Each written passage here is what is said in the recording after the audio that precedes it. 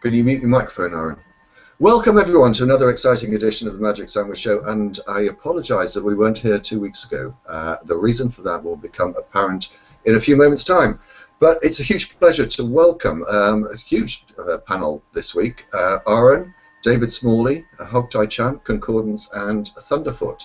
And I think most of those people are probably going to be familiar to all of you, save for perhaps David Smalley. But David is someone I met in Salt Lake City. Again, more of that in a moment. David, perhaps you'd like to introduce yourself and tell us how you appear on the internet, so to speak. David. I do appear on the internets as the host of Dogma Debate Radio. It's at dogmadebate.com. We're live every Wednesday evening at 6 p.m. Central Time, 7 Eastern. And it's a full live 3-hour radio show. And sometimes we even go longer than that. And then it goes up after the live radio show on iHeartRadio through Clear Channel. It ultimately goes through iTunes and Spreaker and Stitcher and all the other podcast outlets as normal. And I'm also the founder of atheistaudiobooks.com. So that's where you can go, and ultimately you end up purchasing it through Audible. They're our back-end partner. But yeah, we've got 14 books now published, and we have 3 more in the works. Good atheist audiobook content. So that's what I do. Tell us a little bit about Dogma Debate and the sort of topics and people you have on the show. Well, we really try to keep it, for the most part, basically a skeptical platform for believers to show up and present their ideas, as long as they're okay with being respectfully challenged. Sometimes it gets a little heated and it gets a little crowded, but for the most part, Dogma Debate is really known for its polite approach and respectful approach to Christians, being mindful of the fact that many of them are sort of almost suffering from this sort of a Stockholm syndrome, to where they've been indoctrinated and they feel this love for what they do, even though we see the harm in what they do. So rather than beating up the person, we try to help them as more of an intervention rather than a fight or an argument. So Aron Ra is one of my very regular co-hosts on the show. He's there almost every week. And we have a blast doing it. We have a regular science segment. We do a lot of fundraising, and we just have a blast with it. We really try. Sometimes it's just atheist entertainment, so to speak. But here lately, it's been quite a few Christian conversations. We're going to come on to one of those conversations because I was present when you did one of your shows at the American Atheist Convention in Salt Lake City a couple of weeks ago. And indeed, you invited a Christian onto that show. We're going to come on to that in due course, but before we do, this is the explanation why we were not here last week. I was actually, I think when the show went out, I was halfway between Salt Lake City and Las Vegas, part of a road trip that Aron took me on for 6 days. We started in Albuquerque when I flew in. I think it was on the 16th of April. We then drove up through New Mexico into Utah, eventually arriving in Salt Lake City.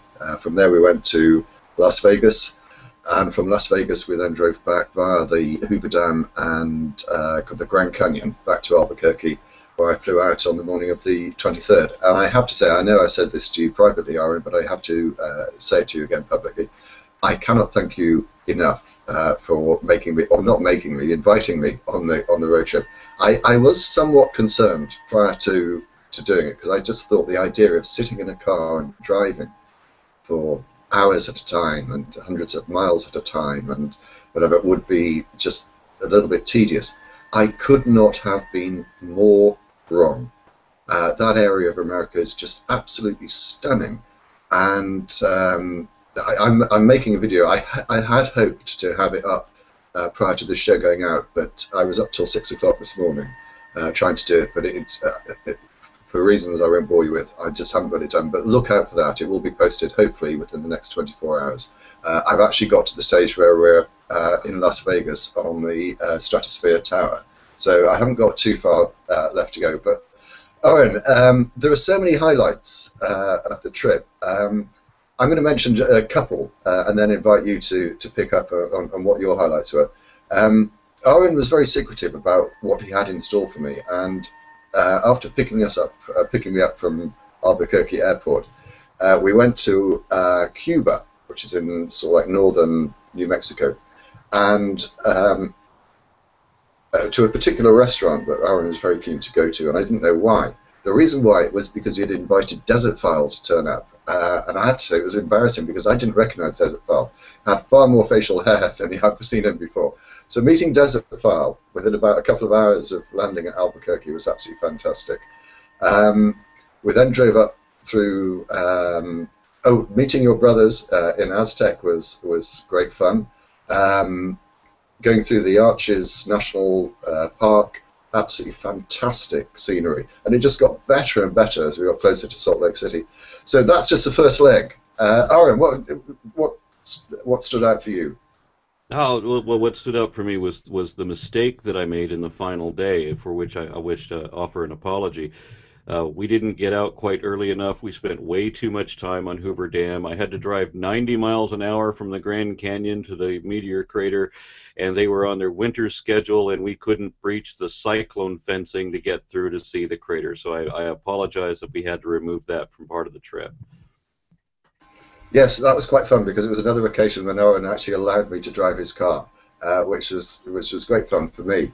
But we were trying to get True Puka back to Albuquerque Airport for a 12 o'clock flight, and we had forgotten the time changes through states, and we realized with about 2 hours to go that we had 350 miles to go, so it was never going to happen. But I think Puka has forgiven you for that.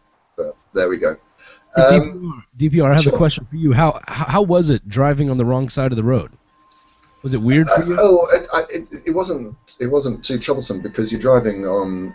I can't. We had a conversation about this on the way. I can't remember whether it's a freeway, a highway, an interstate, or whatever. But you haven't got much choice. What I was really keen to do was drive around in a town and built-up area, because that's when it becomes quite challenging.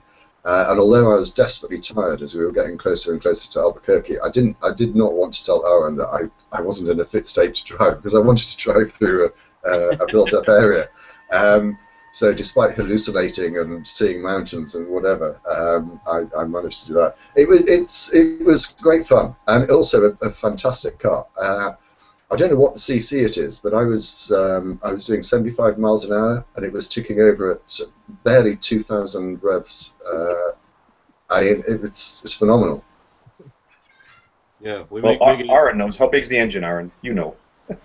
Standard is 350. And 358. I'll convert it. Hang on, DPR. Okay, well. Hang on, DPR. You guys Sure. didn't happen to pass through Socorro, because there is something in New Mexico that's worth seeing. It's about an hour west of Socorro. There's the very large array. Yep. Oh, it's amazing. Have you been there, Thunder? Several times. I used to live in Socorro. Did you really? Yeah. I like Socorro. I have to admit, it's a weird little town, but... Yeah, it's got a certain quaintness to it. And I've been there a few times too. But the VLA, every time I go there, it just blows my mind what humans can do and what its function is. If you really sort of connect the dots and how far it can see and what it's really monitoring billions of miles away, and seeing the satellites seeing the receivers being positioned is pretty amazing. So basically what it is there's, if I remember rightly, 27 100-ton satellite dishes. Well, they look like satellite dishes. They're parabolic radio receivers, and it's actually an interferometer. But the bottom line is that there are all these great big radio dishes out in the middle of the desert, and just it's the scale of the place, right, Concordance? Mm-hmm. Right. Yeah. To be able to see off into the distance and not see the last one because you can't quite make it out. Maybe 10, 15 miles long? I don't know how long the dimensions are, but it's just you can't quite imagine it until you see it for real. Yeah, Yeah, this is the same array that they showed. Just 1 second before we get too carried away with this conversation, which I am enjoying already. I just want to remind people it is a call-in show, and if you would like to join us, please send a Skype contact request to Magic Sandwich Show, including the gist of the topic or question that you'd like to raise. You'll also note that I think wherever you're watching, there hopefully is a Q&A symbol somewhere on the screen. If you click that, you can post a question if you don't want to appear live, and I'll try and keep an eye on it. And there's some interesting questions already come up. I won't go to them just yet because I interrupted someone, but use that feature if you'd like to. Just out of interest, DPR, did that Richard Raspberry fellow ever crop up, or did he just like say he was going to turn up, say that he was going to turn up, say that he was going to turn up, and then never turn up? That's pretty much what he did, but Hogtie can fill us in, I think, because Richard Raspberry has been actually stating that he's going to have has organised and will be having, so as I understand, a live academic debate with you, Thunder. Hogtie, tell us. Oh, do you want to do this now? I thought you were... Yeah, let's deal with it now. Yeah, sure. I mean, there's a couple of fellows that I've noticed that have actually... I'm trying to remember the comment I'd sent to you guys was with regard to Richard Raspberry. He was actually in a live hangout a couple of weeks ago, or it's more than 3 weeks ago now, where he said, I'm talking to Aron Ra and Thunderfoot on Skype right now, and even during the live hangout was repeating comments. Apparently, you guys had told him that if you wanted to appear on the show that you had to send to him both a gist of your topic and a complete outline of the arguments he was going to present, and if he didn't do so, he would be banned from the show. He's never talked to me ever. Who is this person? Exactly. I suspect I can vouch for the fact he wasn't speaking to Aron, because I think at the time I was actually probably with Aron. So I'm sure Richard Raspberry, if you're watching, please stop being so disingenuous. If you want to appear on the show, as I explained to you just during the call course it. of the hangout, just send a Skype contact request and we will get you on. And the same, I think G-Man's been making the same sort of comments, Hogtie. Yeah, and G-Man is actually someone I have been conversing with, and he's expressed some interest. And but yeah, I remember what his comment was the other day. He said that apparently he was in the works or something. I mean, I believe his intent is to call in. But I know both G-Man and Richard Raspberry lately been sort of wrapped up in some YouTube drama related to criticizing personalities rather than dealing with issues.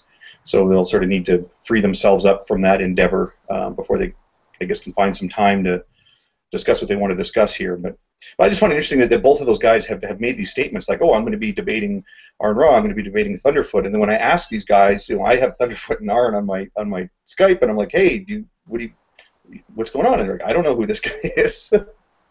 Yeah, he's probably not worth really wasting too much more time on, but Thunder, do go on. So, guess who crawled out of the woodwork and invited me to, I think it was more of a discussion than a debate, but Venom Fang X. Venom Fang X was my guess, Yeah, I couldn't believe it. So, I was actually half tempted to actually have a discussion with the guy, sort of, this is what, like 5 years on or something, because I take it none of you have actually seen his, it's a sort of done it in the form of a challenge. Have any of you seen it? Or No. No, but it'd be interesting to see what kind of work he's done now that he might have hit puberty. Well, actually, I think he's well past that. But I mean, the thing that struck me about it is both his production quality and the way he looks seem terrible. He always used to have, considering the resources he had, fairly well put together videos, and this one just looked bad. And on top of that, he looked fairly rough. But yeah, so I was actually going to entertain him, as it were. But what do you think about the wisdom of such activities? He may have struck at least intellectual puberty. I know that from what I've been hearing, and I haven't seen his content. Now that you mention that, I guess I have not. The last one I'd seen of his was actually reasonably good quality, at least in terms of production values. But in terms of him hitting intellectual puberty, it seems like he's kind of smartened up now and realized that regardless of how he was saved. You don't win souls by telling people that there's a worldwide conspiracy of gay scientists trying to forge global warming as a way of getting you to hate God, or whatever the whole creationist party line is. And he, as I've heard, has basically just sort of stuck with classic Jesus loves you kind of a message, and even moved to like presuppositionalism and things like that. I don't know. I mean, it would be interesting, I guess. Well, I mean, he did get very cozy with Eric Hovind at one point. Is he not still? I assume he is. The last I heard, yes, but the last I heard was a year ago or something. But well, sorry, Thunder. This is perhaps something we can discuss in relation to the topic that I said that we would move on to. So perhaps if we can move on to that, because I'm aware we do have David with us, who is here as a special guest, and I do want to come to him. So just going back to the road trip, part of the end of the first leg, so to speak, ended up at Salt Lake City, where the American Atheist Convention 2014 was taking place. It's the third such convention I've been to. And I have to say that I thoroughly enjoy them, not for sitting in the conference area listening to the speakers, because I'm just not, I have to say, I'm not really that interested, but for meeting people, people that I've met over the internet and actually get to meet in real life. But David, I just wanted to start with you, because you were obviously there and did a few of your shows from there. What's your take on these conferences? Do you think that they, or let me put it more broadly, what purpose do you see them serving? Especially in this country, I see it as a way, because so many of us are just saturated in religion. Wherever we are, we're covered with it. And so occasionally you're at work and you mention that you happen to be a non-believer in some way that you hope doesn't get you fired, and someone else mentions, hey, me too. And you feel like, wow, there's another one here, and you feel sort of like, hey, I can connect with this one individual. And so I think for the most part, it's about just getting together with like-minded people without the assumption that we're all going to pray, or without the assumption that we're all superstitious or we're believing in magic. It's refreshing to be around people that for the most part, do not share those type of superstition. So I think that's why most people go. Personally, I like that, but I also like the networking aspect of it.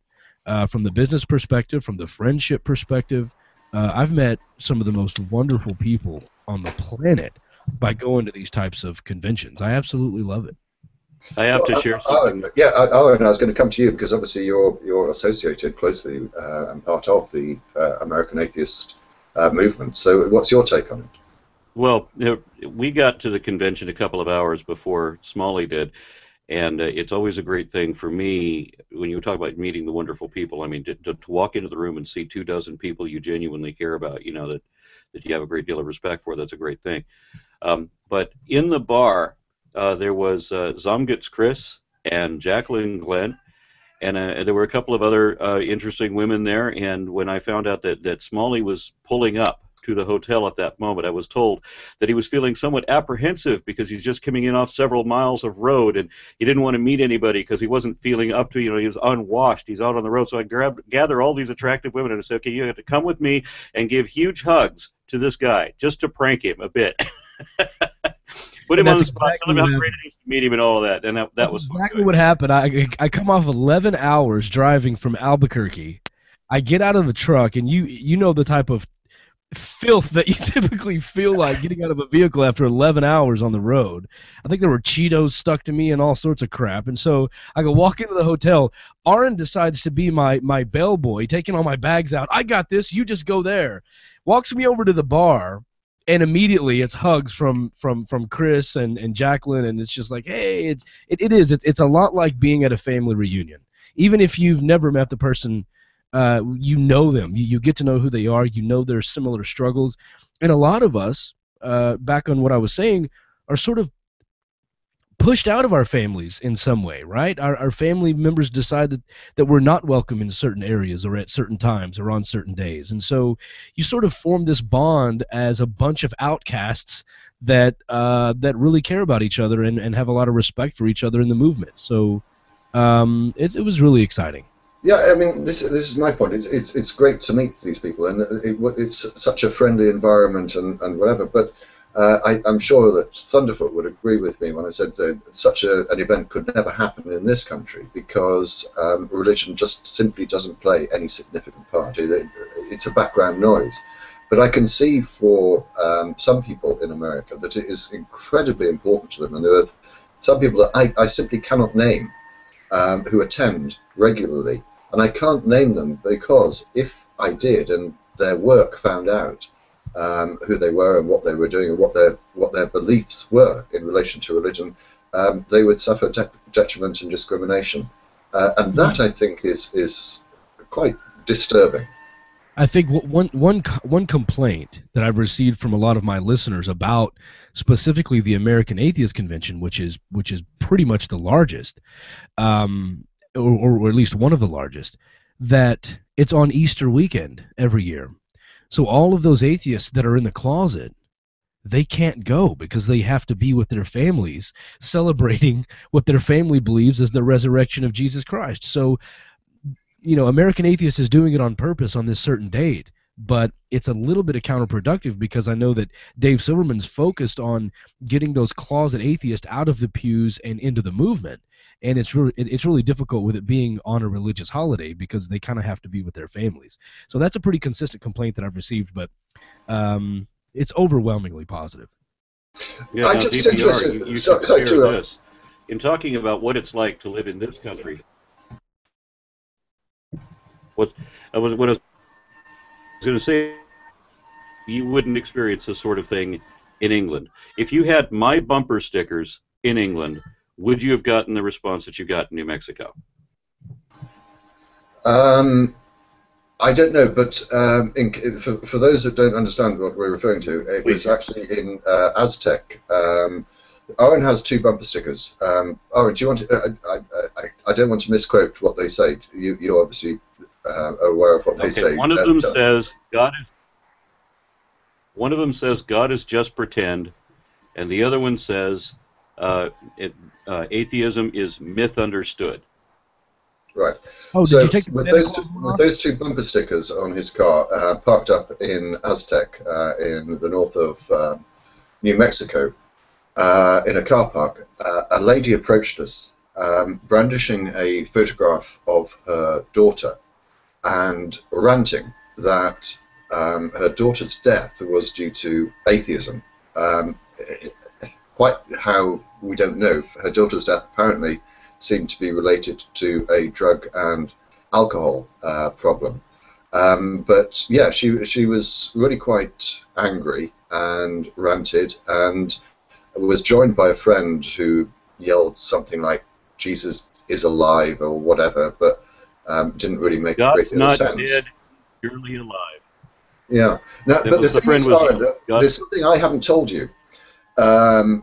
Not on purpose, just by oversight, but when we stopped off somewhere between Salt Lake City and Las Vegas, I was actually getting something out of the car. You were inside doing whatever, and a group of people walked past the car, and I could see that they were looking at the bumper stickers, and I thought, oh no, they're not going to start giving us grief, because they're obviously paying attention and pointing at them and whatever. But it was quite the opposite. One of them said, "Oh, great bumper stickers." And I said, "You think so?" And he said, "Yeah, oh yeah, they're really funny." And started going on about, oh, I've got a friend who's just been up at Salt Lake City at this convention or whatever. And I said, "Oh, well, actually, we've just come from there." So I suppose it's equally balanced, the hostility and the approval of them. But I was surprised by the lack of hostility we got because of them, given the area that we're in. And also, David, I'd like to invite you to tell us what is your registration plate? The actual plate itself is the word atheist. There we go. And I asked you in Salt Lake City, but I'll ask you again for the sake of the audience. What sort of reaction do you have, living where you do, to that plate? Yeah, and for those that don't know, I actually live in Texas. I think Aron and I, we're like, what, 3 exits apart from one another? Yeah. I think we're so close, it's ridiculous. But it's overwhelmingly positive. I think in 3 years, I've had 3 incidents where people just want to come up and talk to me. You know, one lady asked me to pull over on the side of the road so she could share the gospel with me. And, 2 of those conversations ended up being recorded and made for great content for radio. So I haven't had a problem at all. One time someone screamed out, "You're going to hell." But that was it. I mean, other than that, there have been literally hundreds and hundreds of thumbs up and hell yeah and I love your license plate. So we're everywhere. We are all over the place. I'm genuinely surprised because I would have thought, given where you live, given the nature of your plate, you would have got your car sort of like keyed and scratched and bricks put through the windscreen. I want to challenge this, DPR. Here's well, my. I just want to say before you do, sure. Welcome to the world of black and white. It is. It's wonderful. I had to paint the walls black and white too, and the face paint. It was very hard. David lives in a metro area. Aron lives in a metro area. Texas is made up of lots of rural areas, and that's what makes it have the reputation that it has. If you're in Dallas, it's not like, small town Texas where I think the environment is very different. If you go to Austin or you go to Houston or you go to certain parts of San Antonio, you're not going to face the adversity because they've had to embrace diverse viewpoints and different cultures and different ideas. But if you go to, Shooting Star, Texas, or some of these really small towns, and even some suburban areas, the opposition is going to be very different. It's a very closed-minded mentality. I think that's what's. Yeah, I can actually speak to that because every year there is a gay pride march in Dallas and also in Fort Worth, and it's a funny thing. I took part in the gay pride rally in Dallas. And it was enormously receptive. I mean, when the atheists came by, there were people that actually that withdrew their support for the gay pride thing. We'll support gays, but we won't support atheists. But that was about as hostile as it got. In Fort Worth, they can still do the gay pride parade, but at least when the atheists were part of it, then it became a lot more hostile. I mean, I don't know what it is, but it's typically that way. That the crowd is a lot uglier in their responses in Fort Worth than they are in Dallas. I don't know why that is. I mean, it's also a thing that's also pervasive pretty much across America, is the cities are almost always fairly liberal places. Even Salt Lake City, the sort of heart of Mormonism, by the virtue of the fact that it's a big city, means, I've known people there who say it's actually a very liberal and very permissive place. I want to say too, I think a big difference between my vehicle and Aron's vehicle, and this also has to do with my approach in general to these types of discussions, is my vehicle is simply stating my position. I'm simply stating I'm a non-believer. I've got the Darwin fish. I've got one that says atheist. I've got I'm straight but not narrow, and I've got the word atheist. But Aron's truck specifically says God is pretend, and I think they take that much more as an attack on them than me just stating my position. And from a conversational perspective, when I was first talking to my mom about this type of stuff and I was trying to explain to her the way I believed or the way that I didn't believe, she thought, just like every Mormon that's ever knocked on her door or every Jehovah's Witness, she assumed I was trying to drag her kicking and screaming out of her church into whatever cult of atheism I had embraced.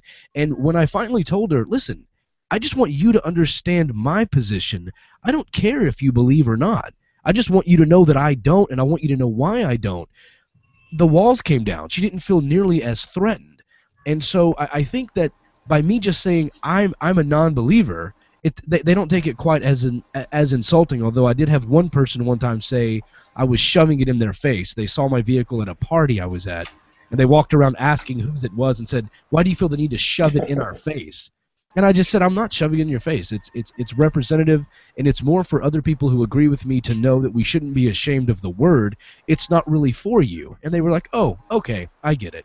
And I want to challenge you, David, if I may, on that. Is it really your position that all you're doing is making a statement and you seriously do not want to convert anyone? No, I do want to convert people. But what I'm saying is the truck itself is not specifically saying, you know, Jesus is Santa Claus for adults or God is pretend or anything like that. And so I don't think they take it as a personal attack. They take it as me saying, hey, I'm an atheist. I don't believe. And I don't think they take that, you know. But I will say, Concordance, to your point, the conversations I have had have been in more the rural areas. I was taking my daughter to ride horses out in the country, and the lady was like, hey, I need to talk to you about Jesus. But it hasn't been anything negative. Not once have I ever had any sort. As a matter of fact, one of the negative situations that happened to me was someone saying something about get away from that truck or some sort of joke was actually in Austin. So I don't really, I mean, there may be a slight difference here and there, but I have experienced absolutely zero full-on hostility or damage to my truck or anything like that, and I've driven all across the country, even when I'm in the rural areas of Texas or El Paso or California or New Mexico or Arizona. I've driven through all of it, and I've never had anyone actually be angry or negative about my license plate at all. They take be willing to bet that if you drag in the peripheral issues like pro-life versus pro-choice, that's more likely, I think, to get you in a fist fight than a religious discussion. Because people can, you know, assign much more deep emotional values to that than they can to the abstract concepts. Absolutely. Well, that's perhaps a useful segue into talking about Salt Lake City, which I said at the beginning of the show I'd like to talk about, because I actually arrived in Albuquerque before driving up to Salt Lake City from Clearwater in Florida, which is a large center of Scientology, and had I not been told that, I wouldn't have noticed it at all. I then go to Salt Lake City, which is the heart of Mormonism, and again, had I not been aware of that, it wouldn't have struck me. It seems somewhat benign when you go there. I just wonder, Aron and David, what was your impression of Salt Lake City? Because the idea that there are Mormons out there pushing their religion on you just didn't happen for me. David or Aron? I was really shocked by that as well. I was constantly looking for teenagers on bikes and 19-year-old elders with their ties on. I didn't see a single one. I honestly didn't. And the only people I saw dressed like Mormons were atheists making fun of Mormons. I just didn't see it. And as far as the protesters, there were only 3, and one of them wasn't there half the time. I mean, and I think they accidentally showed up at Comic-Con across the street before on accident, thinking we were at that place, and someone had to tell them to come over. And so I was really shocked by that as well. I went to Temple Square. It's absolutely magnificent. It was gorgeous there. The buildings are phenomenal, and then it gets a little heartbreaking when you think about how many starving people they could have fed with that money. But yeah, overall, it's a beautiful city, and I didn't catch a hint of that hostility at all. Aron?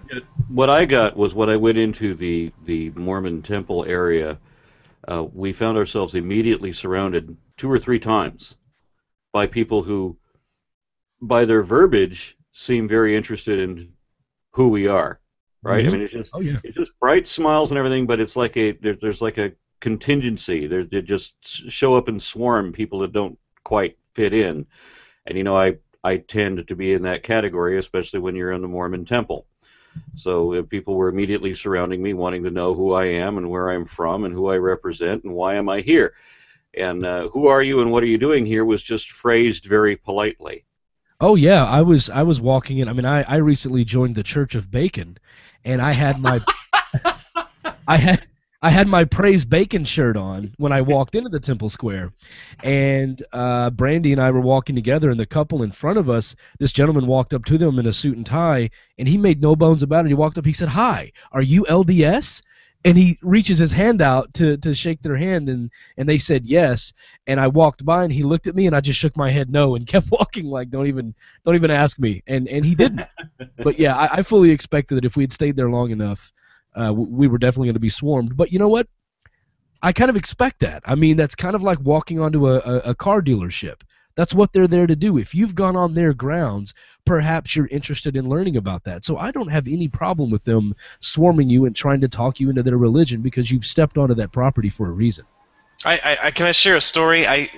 My wife and I did our honeymoon, not really in Salt Lake City. We went to Park City, and this is just before the Olympics there.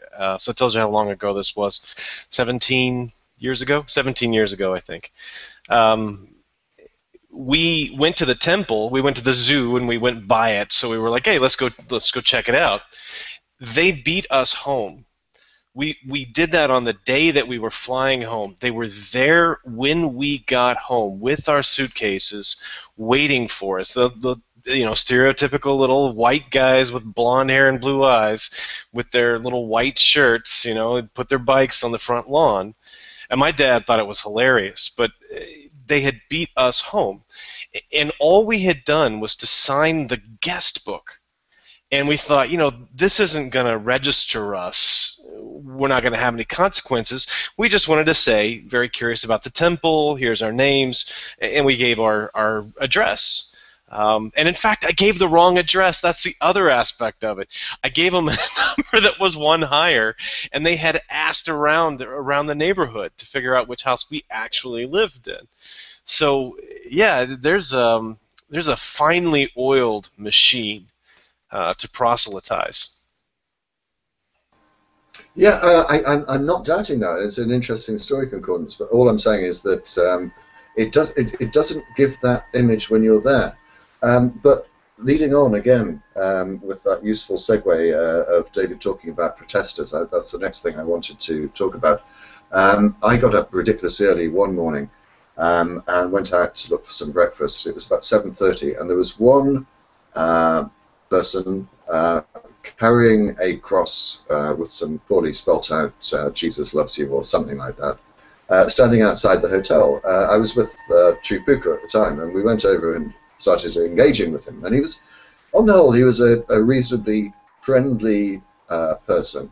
The funny thing was, as we were talking to him, someone walked by and assumed that we were all together, so started berating me and Puka for being Christians and whatever, which was quite fun. So I've seen it from both sides, I guess. Well, they also berated Puka for being Jewish. He has the... Oh, yes, I was there as well. Yeah.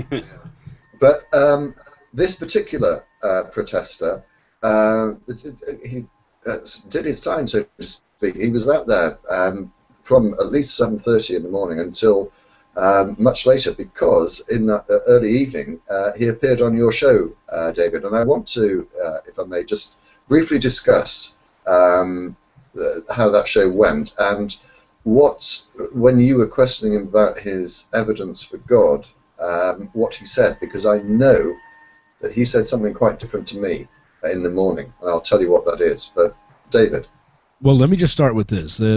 Back to the whole idea of diplomacy, and I understand that there's a need for multiple different approaches to this whole thing, but my niche in this community, what I really like to take pride in, is a more diplomatic approach. And so at the convention, they're making announcements. There are protesters down there. Don't talk to them. Don't engage them. Security has been notified. Security at the hotel was not letting the protesters up to the front walk of the building or inside the building. And so I thought, we're not going to get anywhere like this. And when it went time for my second live show at 6 p.m., I went down and I got one of the protesters and I brought him into the convention and set him down. And for those that care about listening to it, it's actually episode 119 of Dogma Debate.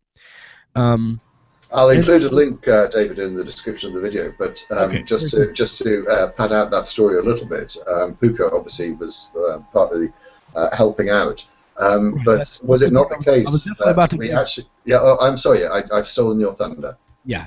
I was definitely. I wanted the opportunity to give Puka credit because I went. It took me a while. It took about 45 minutes to get security clearance and all these other things, but True Puka stepped in and basically was sort of the liaison for the entire thing. And while we were in the process of it, the funny thing about it is, I'd already been talking to security and trying to make it happen. Aron calls me from downstairs and says, "Hey, you know these protesters? You should get one of these guys on your show." And I was like, "I know. Isn't that a great idea?" So we were actually. But what I thought was interesting, though, David, was the very fact that security had to be so involved. Now, I know part of the reason for that, but the justification for it was, so far as I heard, was that they thought things might kick off, and I just wondered what sort of impression they have of atheists if they think that we would start fighting over these things. I don't know. Did that strike you at all? I don't think it was necessarily just atheists. I think that's a myopic viewpoint, honestly. I feel like any two major opposing sides, had it been pro-choice, pro-life, had it been just about anything like that, hotel security only had about 2 or 3 guys there, and they're security guards, not police officers. So they didn't want to get in over their heads, right? And they know bringing a guy in who has showed up to protest, no matter what the topics are, they didn't. Even though we were friendly outside, the security director kept telling me he was afraid that it's all nice and handshakes now, but what if he gets in there and says something that really upsets people, and you can't control the crowd? What happens? And so I assured him there wasn't going to be any problems, and he had to call his boss at home and get approval and all these other steps. But ultimately, the guy asked if he could bring his giant cross in, and we said, absolutely. I understand that that's what you're here to do. Bring it in and let's talk. And, I never know what these people are going to say until they come on the show. It's a live radio broadcast. So many listeners heard what he had to say and then berated me for what they said was actually taking advantage or exploiting someone with a mental illness. And I'm telling you, I don't know what these people are going to say until it comes out of their mouth, and I'm not going to cancel the entire show because they say something absurd.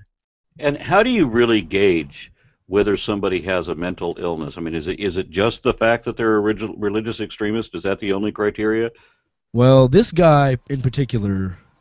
No, I know. I talked to the guy. I know, but that was after I talked to him that I figured this. Can I just butt in here and say this is the point that I hinted at earlier on David's program, the Dogma Debate.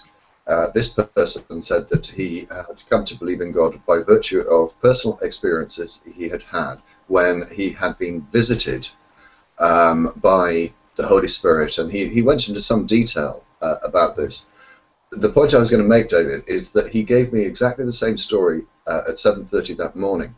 The one aspect that he didn't mention during the course of your show, which he did mention to me and Puka at 7:30 in the morning, was at that time he was suffering from his serious meth addiction. Yeah. So let me talk to that for just a second. So typically, when someone's on the show and they tell me that they've had a paranormal experience, either they heard their grandfather who had died weeks before walking around upstairs or something like that, I go through a list of questions, finding out if they were on drugs or alcohol, finding out if they were asleep and were in sort of this dreamlike state, and also if they've been suffering from depression or any sorts of other issues, or taking medication, NyQuil, were they sick. I ask a series of questions to try to bring the point home that perhaps there was a logical scientific explanation for what they saw. And in his case, when he said he was in a van and that it was pitch black and this demonic apparition appeared to him and leaped on his throat and started choking him, and he couldn't breathe because a demon was choking him, and then a white light appears, he cries out to Jesus for help, and then Jesus saves him. Immediately, I am thinking there's either a drug issue, maybe he was sleeping, coming out of some sort of drug-induced stupor, or that, in fact, he was mentally ill. And I was to the point that, there were probably 90 people crammed into this room, and I didn't want them laughing at him, to be honest. I didn't want to say, something about a drug addiction for him to say, well, yeah, I was on meth at the time. If he had said that in that room, it would have erupted in laughter, and I would have felt like a horrible person. So I skipped over those questions because I wanted him to just have that personal experience and move on. So I was trying to do what I thought was the right thing, to be respectful to him and not embarrass him by asking him about mental illness, or I did say something about could it have been a delusion, and then I quickly rethought it and moved on. Come on, what is that? I mean, your soft footing around the core issue here, that the guy was on drugs when he had this experience. That's the most relevant thing here. Well, yeah, but Thunder, to be fair, David didn't know that. Yeah, I didn't know. No, but you were saying that you deliberately didn't ask him the most important question. Well, I wouldn't put it that way. I think that the most important question is, why should I believe based on your personal experience? That's far more important than him being on meth or being on drugs. I knew the crowd. I saw the crowd, how it was going. My point wasn't to embarrass this guy. My point was to find out why. And so when he said it live on the air, I had to make that split-second decision. Do I ask him about drug use? Do I ask him about mental illness? Because I didn't know. What if I'd asked him something about drugs, and then he said, no, but I'm a diagnosed schizophrenic? Well, then the people would have laughed at him. And so I had this very difficult responsibility of I was struggling myself. The truth of what is socially... Yeah, part of me wanted to find the truth. There was a journalistic part of me that wanted to find the truth, but the other part of me was I didn't want this guy to be laughed out of the building and made fun of. So I don't know how I would handle if I could go back, but that's the decision I made at the time. I think where we're getting here, and I think this is an interesting point. So let's address it. I suspect that I mean you yourself said already several times, David, that you try and adopt a very softly approach. I think that anyone that has watched the show and watched Thunder's videos is acutely aware that softly isn't really Thunderfoot's style. I'll start with you, Thunder. Which approach do you think is the most successful in achieving the goal that you're aiming to achieve? So, hang on. What goal? Well, as soon as I muted myself, I realised I hadn't done that. Okay, so let me ask you a preliminary question. What is your goal, and do you think that your style, as opposed to the softly approach, is more successful? What is your goal, and how do you think that you're achieving it using the style that you are?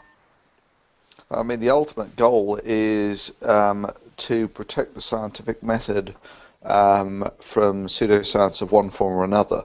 And by far the most significant threat to that is that comes from things like religion. Most notably in things like creationism, trying to inject themselves into the scientific curriculum and such like. And in that sense, yeah, I mean, you're right. There's going to be an element of some people are going to be more responsive to some messages, others to different types of message. I don't think that, how shall we say, appeasing what is obviously bloody crazy is actually the way to go. I mean, it's like sort of saying, I respect that you believe that the talking snake convinced Eve to eat the magical fruit. Yeah, therefore, if we say the prayers over the crackers, they turn into the flesh of Jesus, and if we eat, I mean, this is just bloody crazy. I mean, what are you doing here? I mean, I take my position probably is somewhere between yours and David's, but I'm acutely aware we do have Concordance and Hogtie, both of whom have been fairly quiet. Let's bring them in. I'll go back to David first, but then let's hear from Hogtie and Concordance about what they consider the best approach to take. David. First, I want to say my approach is not softy. Stop referring to it that way. I hold people accountable. I hold people accountable for their words. That's the show. Yeah. Yeah, I hold people accountable for their actions. I don't let people get away with BS on the show. I do challenge them and tell them to provide demonstrable evidence of what they're saying. This was a very unique situation in that we were in front of a live audience at an atheist convention. Oh, David, I'm terribly sorry if you've not and so I was approaching it from a much more general angle, as opposed to. I know. It's diplomacy. It's not soft. Okay, I can respect that a person's ideas is important to them without respecting the idea itself. It was Aristotle that said, it is the mark of an educated mind to entertain a thought without accepting it. And if you sit back and say it's bloody crazy, that's not entertaining the thought. That's not providing an avenue for progress. Yeah, well, no. I mean, there are things that are just bloody crazy. I mean, if someone comes up and says, "I think the Earth is flat," I mean, are you going to entertain this? Listen, there is a difference between me taking their thought seriously and me validating that their thought is important to them so that they can continue the conversation. It's about conflict resolution and getting them to listen to me and getting them to continue to care about the topic. If I insult them with words like bloody crazy, then no, they're not going to be interested in opening their mind. They're going to put their walls up, they're going to run back to their Bible and beliefs, and we're not going to have progress. Either that, or they will accept that there is actually someone calling it like it is, that the emperor has no clothes on, and it will be an awakening for them. Okay, let's hear from Hogtie and Concordance. Hogtie. Well, I like how DPR raised the issue of goals, and I also like David's use of the word diplomacy. Because you have to be a little bit diplomatic with it. I think when, if you were a judge in a court and you had to do what you had to do to get to the truth of the matter so that you could make the proper decision, speaking mostly to Thunderfoot in this regard, then, you don't mind, stepping on a few toes. But the goals are more subtle than that, and it's the judge isn't you, it's the people who are watching. So something like Magic Sandwich Show, we get a few hundred live viewers, and ultimately it's a few thousand people see it. They're the ones who listen to what people are saying and have to decide based on our conduct and based on their conduct, where the truth lies. And I don't know David's numbers, but and also I'm not going to try to help David wrestle through any sort of moral issue. That's your own conscience to kind of help you decide that. But I'll tell you this, that when you take somebody that has some difficulties, some personal difficulties, whether it's a history of drug use or mental health disorders, and you bring them into an environment like this where you're going to discuss issues that they wish to raise, and your response to it is either, well, you're crazy because you're a meth head or because you've got schizophrenia. You personalize it. You do the ad hominem fallacy instead of addressing the issues. You actually attack their personality. Or second, you even appear to do so to the audience. You actually hinder your own goals. I think it's a very difficult, very fine line to speak out and say, yeah, that the stuff that's coming out of your mouth is crazy. And also the second thing I was going to say about that is there is a lot of value in letting people talk, keeping them motivated to talk. I had said before about a guest that people had criticized that we weren't mean enough to this particular guest, who I thought was a very nice guy. My response to that, I'm not going to address the particular issue, but there are a lot of times that you need to get that guy to keep talking, that man or woman that comes in with their nuttery. You need to keep them talking and let the audience. Your audience is smart enough, man. They know, they can recognize crazy when they see it. You don't need to push a pie in a guy's face in a live broadcast to make your point. Hey, we should consider doing that. I want to defend Thunderfoot in this regard, if I may, because I consider that from all the accounts and stories that I've heard of people deconverting, and that is, I have to say, my goal, to stop people believing in the nonsense that is religion. I think a blunderbuss approach is acceptable. That is to say, you can use the, and I'm not referring to you now when I say softly approach, you can use a persuasive approach, or you can use the ridicule. I mean, for example, some of the videos that the likes of Dark Matter and Non-Stamp Collector make, absolutely fantastic, or perhaps even more belligerent, the videos that Thunder makes. I think there is room for all of them. And I certainly don't want to be appearing to take sides.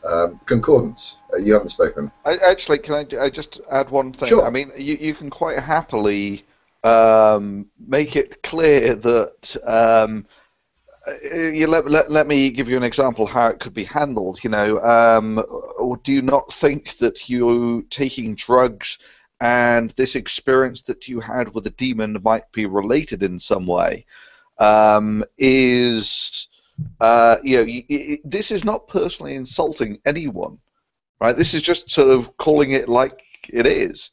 Yeah, but you have to remember the mindset of these people. I mean, Smalley told me at one point that he was going to have this guy and a woman on her show, or on his show, and I said, well, you can't have the woman. I've already talked to her. There's nothing there. When you walk up to this woman, I asked her, let me ask you a question, and she started speaking to me in tongues with her hand raised with that talk to the hand thing. I mean, that's because I said, let me ask you a question. And you couldn't get through. There's nothing I could say to her that was ever going to permeate that wall. I want to say one more thing about this before you decide to move on, DPR. My background is not science. My background is not. I'm glad that people like Thunderfoot have a primary goal of protecting the scientific method. That's fine. I'm glad you're doing that. I'm glad that that's being handled. That's not my specialty. I'm not a scientist. My background is counseling, psychology, being trained as a counselor, conflict resolution, and diplomacy.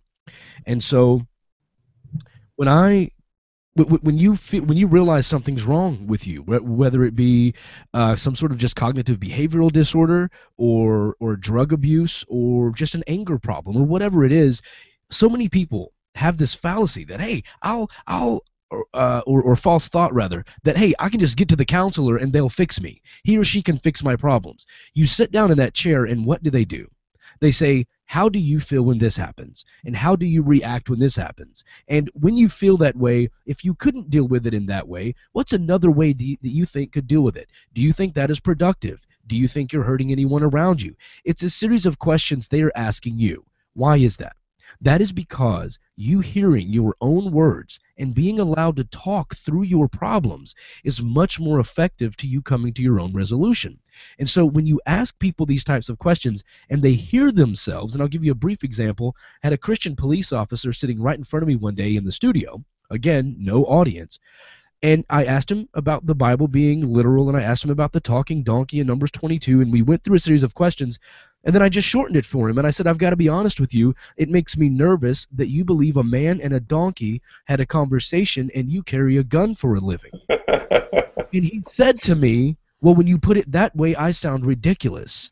And I said, now, isn't that exactly the opposite of what you were arguing earlier about you didn't want to ridicule that's why you're missing my entire point. My point was this other deal was in front of a crowd, and I didn't want the man to be laughed at. In my studio, I'm honest with these people, but I'm respectful as I'm being honest. I didn't say you're an idiot for believing that. I didn't say you're delusional, your beliefs are bloody crazy. I said it makes me nervous that you believe these things and carry a gun for a living. And that's a pretty fine distinction. Can I try a bullet point here then, to uncharacteristically brief? Last sentence, please, and I promise I'll shut up. The other piece of this is, if you want to argue with Christians at conventions, Thunderfoot's method is fantastic for entertaining all the people standing around with video cameras. But the majority of believers we have to talk to are our family members. They're our workmates, they're our bosses, they are our sisters, they are people at weddings. Okay, we can't walk around insulting the world and think we're going to be able to live in it respectfully. So another thing that my show brings is helping people talk with their family members. I talk with my guests just as respectfully as I would talk to my mother or my grandmother or my uncle, because I want people to walk away understanding how to ask the right questions and get their family members to think without insulting them. And I'm telling you, by my inbox, by the numbers, by the listeners that I've heard from, it has been a phenomenal success in that, and it's helped tons of people, so I know there's a market for it, and I know it's making a difference. I'm sure it is, David, and I don't dispute that, and Hogtie, I will come to you very shortly. But do you accept that Thunder's audience isn't the same as yours, or the exchanges you have are not the same that he has? He's just making non-personal videos on YouTube. By non-personal, I mean there is no one that he's actually engaging with at the time. Are you saying, or do you have any comments about the manner in which he's making those videos? Because as I say, I can see that there is room for all sorts of approaches, and I think that some of Thunder's videos have been fantastic in debunking the craziness of creationism on YouTube. Yeah, and so I'm glad you asked me that, because I think that it can be effective. I personally believe that it is effective on a smaller scale. I think that what his videos are most effective at is entertaining atheists and reinforcing scientific ideas that are true. And people can learn a lot from his videos. I think his videos can be educational for people who are already on tap with him. There is a population of the Christian population that can be deconverted based on ridicule.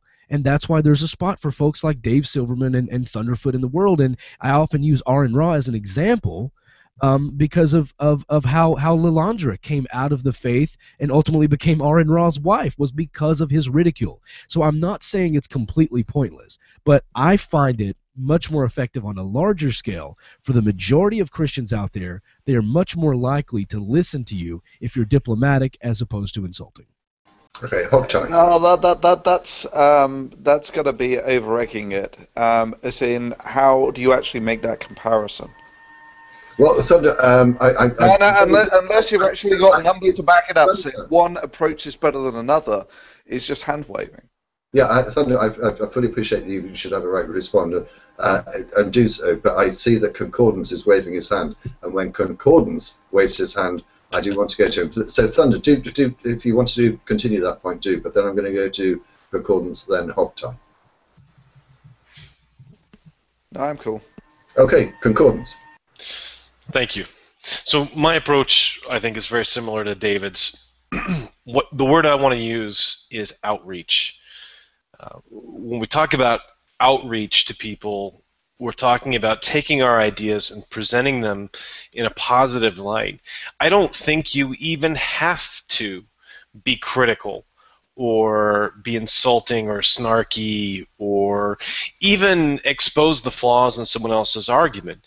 You can present them with a set of arguments that are about you, they're about your viewpoint. Here's what I like about the lifestyle that I lead. Here's what, for example, science education. I don't have to talk about why creationism is obviously false in order to educate a group of students about how evolution has value. It doesn't have to be an argument against something. It can be something very positive. And for some people, that will never be persuasive. But there are some people who will never be persuaded by anything. And I think that's what I appreciate about approaches like David's, is that they're about affirming a viewpoint rather than simply taking apart, bad arguments. Of course, there's roles for both. But I think that if you are entirely reliant on critique and humiliation and strictly focused on another approach and why it's wrong, it shows a certain vacuum in your own position, right? If you can't present, I think, a very positive and well-argued position based on your own views, then I think you're obviously going to lose every time. So I prefer when I see content being produced that is about the benefits of something rather than why it's probably not true. Okay, I also have to clarify something.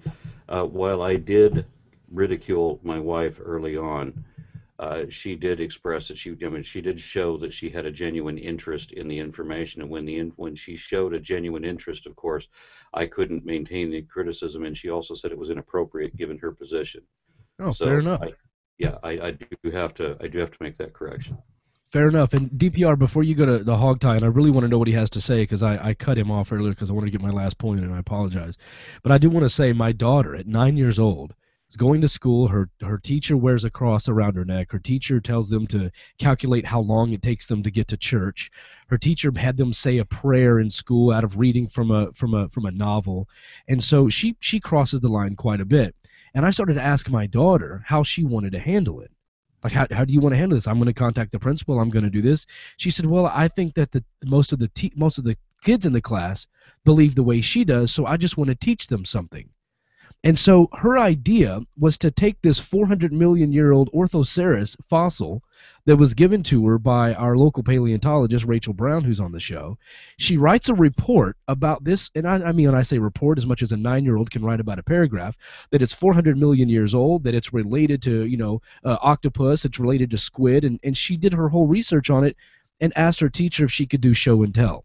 And when she took this, did show and tell, and talked about how old this was and how old the Earth was, so many kids learned something positive from it instead of her standing up telling everybody they're, absolutely insane for believing what they believe. So I was really proud of that, and I think it was effective.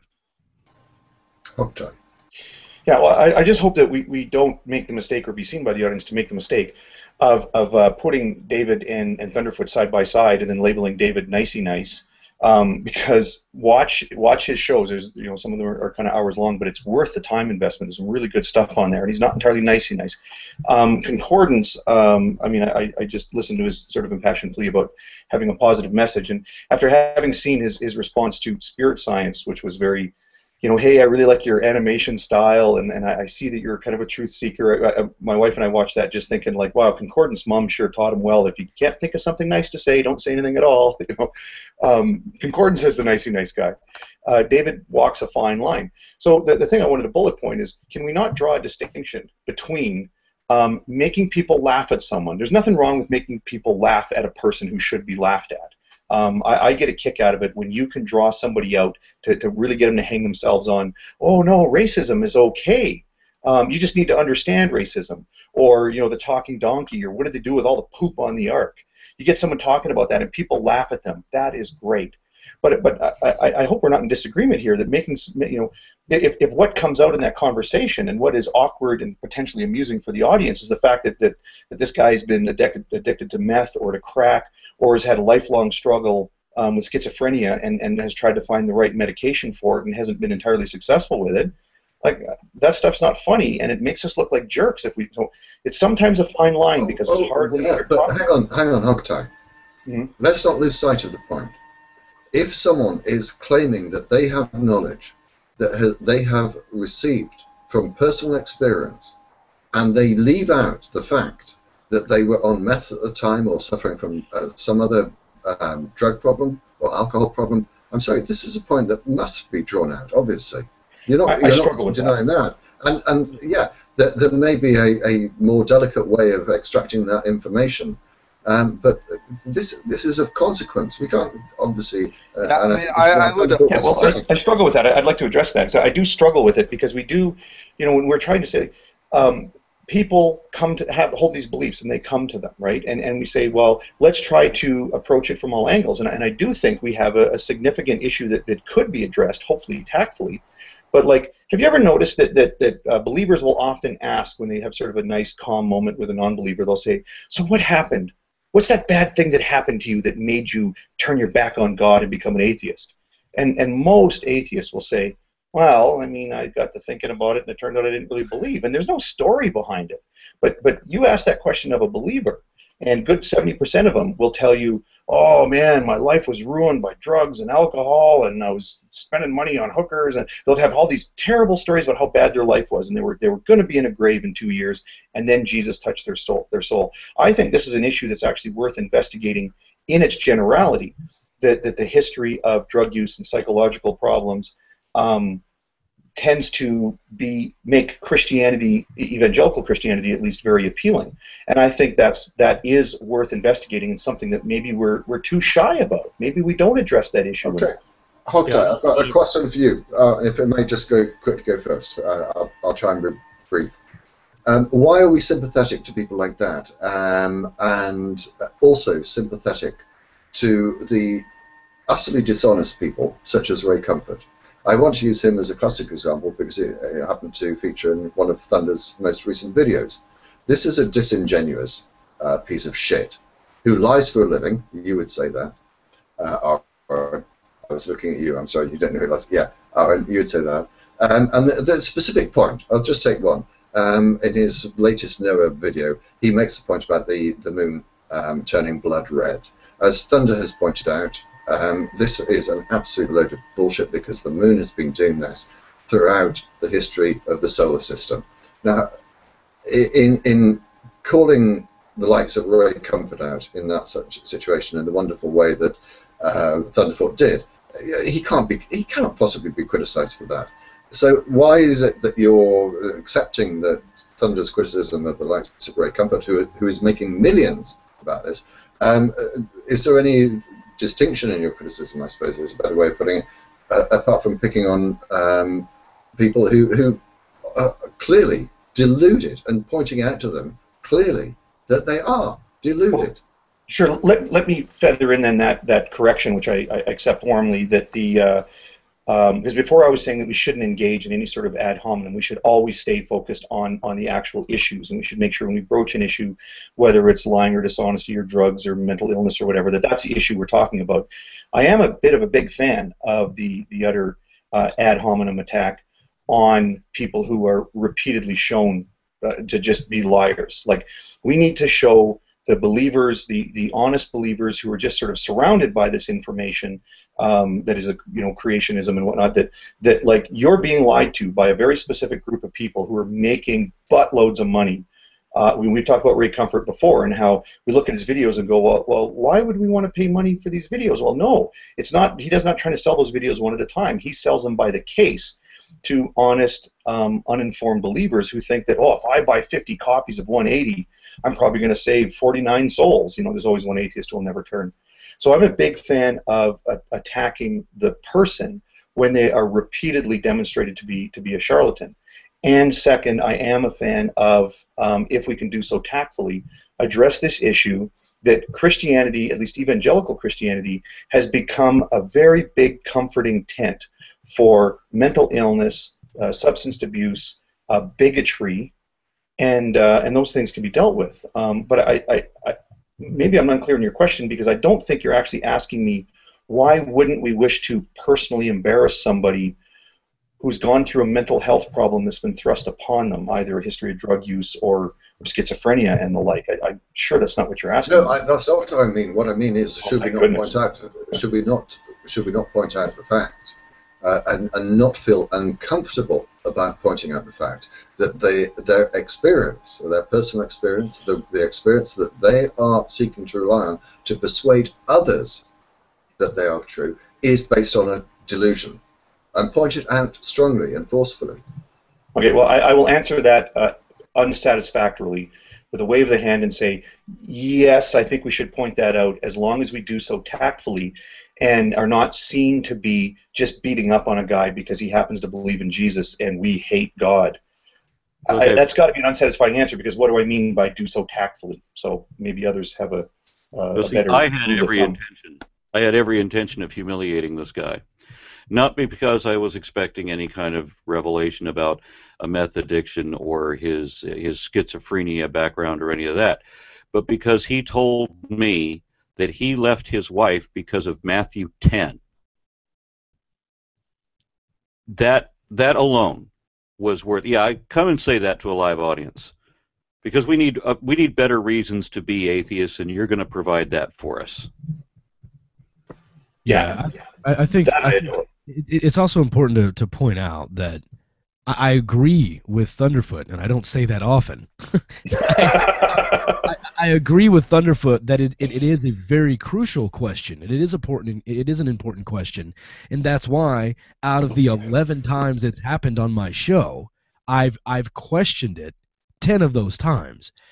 The reason I didn't at that point is because of the atmosphere, because of the environment, because of the live audience, and we had been joking and laughing, and they had been warmed up, and they had burst out in laughter several times during commercial and other things, and so I just didn't feel it would have been productive had he admitted to some sort of mental disorder and received laughter, or had admitted to some sort of drug addiction and received laughter. But I agree, from a journalistic perspective, it is important, which is why the other 10 times this has happened, I did continue to drill down into the issue about sleeping and addiction and things like that. So I understand it's important, but you also have to know your audience. You have to think about what your goals are. You have to ask yourself, is this going to be a productive question if the answer is what I think it is? And at that brief moment, I just didn't think it would have been productive. Maybe we do have to get over. I guess you guys hear me saying I feel a lot of discomfort about it. Just last week I was in a hangout with somebody who was talking about at night having these demons coming and biting at her flesh, and I get this awkward feeling like I really don't know like how to talk about this with somebody. I mean I do I do. circumstances. No, just let me make a point though. The thing that really concerned me about it was that me and maybe one other non-believer and about 4 or 5 other evangelical Christians in the room, they knew what to say. They knew to say, "Oh yeah, there's demons and they come at night and they bite your flesh. Like these are true stories. I have an aunt who had her flesh bitten by demons." And you just sit there and go, "Geez, maybe somebody should say something." They're bed bugs.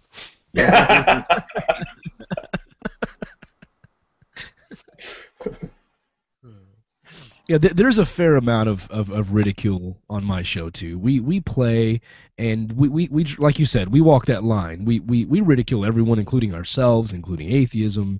We have fun with it, and nobody's above being made fun of. But I think when it comes to those critical interpersonal conversations, getting to the core of why someone believes what they do, you know, I think it's important to tell them you disagree with the idea, while understanding that you can say, "I respect that idea is important to you. Let me tell you why I disagree, or let me tell you why I think you should be able to let go of that." By the way, Thunder, earlier on in this show, you mentioned Venom Fang X and his recent videos, and I took a moment to look at one of them, and I saw the disclaimer on his video saying he's warning that anybody that will react to the things that he says will cause people to defame him, humiliate him, and slander him like the way the Nazis treated the Jews. So if you disagree with Venom Fang X, you're a Nazi oppressor. That's insane. What saying. Yeah. That's insane. But a lovely departure from the Jews got what they deserved. Okay, especially the one that got nailed to the tree. Should we have 5 minutes of Venom Fang X bashing? For those who are unaware of it, I don't suppose there are many, the reputation that I have for being a paedophile stems purely from Venom Fang X and his false serving of DMCAs against me, thereby acquiring my personal information and having acquired it, then advertising to anyone that asked him for it and accusing me of being a paedophile. I mean, I'm sorry. There is something about the likes of Venom, and you can go from Venom, who's a bottom-rate YouTuber, to the likes of Ray Comfort and others. I know it's a bold statement, but I make it knowing that I can back it up. There seems to be something about the religious that they have absolutely no problem whatsoever in being utterly dishonest. And it really, really angers me. Not only the people like Ray who are making millions out of it, but again, even lower than Venom Fang X, you've got the Richard Raspberries and the G-Man who are making statements and claims and posting videos that are totally untrue. They know that they are untrue. They are lying. They know they are lying. How can they possibly live with themselves whilst supposedly still supporting those Christian values? It really upsets me. End of rant. Someone take over. Well, I will pick up on that rant. Because I decided this had actually happened again only recently, and not even to repeat the details of it, but it was within the last month, and there were a couple of non-believers who were cast in the light of being pedophiles. And along with the theme of, well, why should we even be surprised when an atheist is a pedophile? It's just they have no moral compass.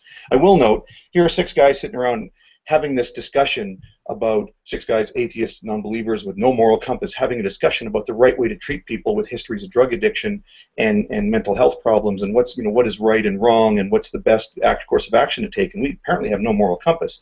But at the same time, we're talking about a group of people who don't seem to really have a problem with saying, because again, this situation that DPR is describing just happened again a month ago, and I, with regard to 2 non-believers, and I made a decision there, and I thought, I'm going to wait a couple more months. My wife doesn't really watch a lot of this stuff. She doesn't watch our show. But of course, she's in the loop because I sort of talk about things that have been happening. I'm going to wait a couple of months and I'm going to ask her, hey, do you remember that time that evangelical Christian apologist accused that non-believer of being a pedophile and like put his name out on the internet as being a pedophile? Because I know she's going to say to me, oh, do you mean that time like back in January when this guy said this thing about that guy? Go, no, not that time, the time before. Oh, you mean the time the guy said the thing about the guys who makes the cartoons? No, before that. Oh, you mean the time that the guy said the thing about DPR Jones? Like, because in the few years that I've been engaged in this topic in the YouTube environment, I have, just by rough recollection, there are 7 such incidents of a evangelical Christian apologist having a run-in with a non-believer, and in that makes a video saying that guy's a pedophile and releases identifying information about that person. Do they just have no idea the tremendous risk? There are people out there who do get upset about this issue, and it presents a legitimate danger. And you ever call them on it, you don't even get so much as an apology, or it's always an excuse. Well, oh, but they treated me so poorly, and blah blah blah. Like it's in relation to the Venom Fang X and myself issue, and similar also to the Thunderfoot Venom Fang X issue, the apology that if any that you get it tends to be, well, in the case of Thunderfoot, was written jointly by Thunderfoot and myself. I have to say the best bits were penned by me, but the apologies are forced out of them. I know that Aron always says this. I have an issue. Sorry, Thunder, I'll come to you in a second. But it's Aron's point is that all people who declare some sort of religion. No, I'm misquoting it. Religion is inherently dishonest is probably the best way of putting it, and I agree with him in that regard. But anyway, sorry, I'm rambling. Thunder. On that exact point, turns out that Venom Fang X, in his latest video, the one where he sort of challenges me, as it were, he actually says that exact thing, that the apology was insincere and completely forced out of him. Yeah, I was going to say that on the heels of what you were saying, DPR, that sure, you might be able to strangle an apology out of him, and then everybody goes, okay, good, he apologized, let's be good people, and, no big deal. Always, they turn back on it. There's always later on it's going to be that, oh, they made me do this or whatever, or they'll just sort of act like the history proceeds without them having made that apology, and they'll change the story that, they were just trying to do the best they could do in light of how poorly they were being treated by these atheists. Yeah. How terrible they were being treated by people that they had DMCA'd. They had released their personal information, doc-dropped them, and also accused them of being a paedophile. I'm sorry, Venom Fang X is the most disgusting piece of shit I have ever come across in the entire world, and I mean that from personal life and internet life. And well, so, Thunder, going back to a question, we're going back to a question that Thunder asked at the beginning. Should I engage with him? I think that the issue of engagement with theists is something that should be encouraged, definitely. With that piece of shit, it's your choice, but I wouldn't have anything to do with them. Aron. I was just going to suggest if Venom Fang X is the worst person you've ever encountered on the internet or in person, it's just because you don't live here. Yeah, and actually, DPR, what I was about to say is, after that rant that you just had about Venom Fang X, would you actually want to join a hangout with Venom Fang X if I actually had one? It's perverse to me, but yes, I certainly would. But no, Aron, just to clarify, there are other reasons, which I've dealt with in videos, 4 or 5 years ago. He's a shameless piece of shit. He exploits his own family. He steals from his own family. He steals from charities. He steals from anyone that he can get money so he can buy the toys that he wants. There is a lot more behind it than just DMCAing and doc dropping. Okay, but let's see if we can move on. I'm sure people will have things to say about what we've discussed already. We've got a caller lined up. I think 2, but there are a couple of questions, and oh lordy, there's so many now I can't find them. Could I invite people on the panel. If you go to the left-hand side and click the hopefully the Q&A button, you'll be able to see all the questions that have been sent to us. And if there's any in particular that you would like to pick up on, I've got one. Well, there's one that I wanted to pose. It came here very early on, and I'm going to pose it to Aron. I've lost it now, but it was, will the Holy Trinity, Unholy Trinity videos be posted on YouTube, or where can they get access to them? After the last show in San Antonio on June 28th, the videos of the 3 different performances will be put together, and we don't yet know whether we're going to have pieces of all 3, or we're just going to focus on the one in San Antonio, or what we're going to do. I can tell you that last night was excellent. In Albuquerque, we had a full house. We were in the anthropology auditorium. There were 200-300 people there, and every seat was full. There were people standing around and sitting on the floor for lack of seats, and it was a really good turnout. And everyone was really, really encouraging. And one other thing that I wanted to bring is relevant because of things that were mentioned earlier. I had a lot of people coming to me telling me how my videos had helped them in their family situation, in their feeling alone, in their isolation, or what have you, or in just coming out of the indoctrination and the misinformation of everything that they had been fed and led to believe, and now that they have a better understanding. And could I invite you, please, then, to address the next question that I've pulled up, which is from, and I hope you don't mind, I presume you don't, because you posted your name, Danielle, who posed this question. Probably been asked before, but how do the panelists deal with religion coming up in family discussions? ? My family is religious, and I just don't want to yell and leave, but cannot. This is something, again, Thunder and I, and probably Hogtie, we can't address because we don't have to deal with it. But for Aron, David, and Concordance, this may be an issue. So I hope you see the question. David, do you want to take it first, and then we'll go Concordance and Aron? Sure. And this is kind of, again, what Dogma Debate is all about, how to talk to your family members, how to talk to people that you love and respect. At the upcoming Matt Dillahunty debate with Cy Ten Bruggencade in Memphis, I'll be moderating that debate, but beforehand I'm giving a talk on learning to love your enemy. I'm giving a talk on my tour in May in Southern California about loving your enemy, a Christian intervention. Look, my whole point is, in as short as I can, to give the other panelists an opportunity to chime in, is at first I find it more effective to make it clear that you are simply saying, look, I'm just explaining my position. I'm not trying right now, and you're not trying right now, I'm not trying to drag you into atheism, but I just want you to understand why I don't believe. I'm fine with you believing. Once they see that you're okay with their belief, and that you just want them to understand you, they'll put their guard down. They'll listen to you, and then you can explain why you don't believe, why there's a lack of a belief, perhaps defining the word atheism and non-believer, things like that, in a more dictionary type way instead of with emotion. And then begin to ask them questions. Why do you believe this? How can you believe that a man and a donkey had a conversation? Are you okay with that? Do you think the Bible is without errors? Because I think it has some. And then if they ask you, point out some of the things that you have. But it's about your tone, and it's about you not being threatening. That will make people open up. And even if people walk away from you and don't want to talk about it, I promise you, if you do it in groups of people, you're going to get some private emails or text messages saying, I've always had these similar questions too, but please don't tell anybody. I think Danielle's question was probably not group conversations, but actually group family conversations. Concordance, I know that you have a wonderful way of bringing up your children, and some of your relatives are religious. What's your experience?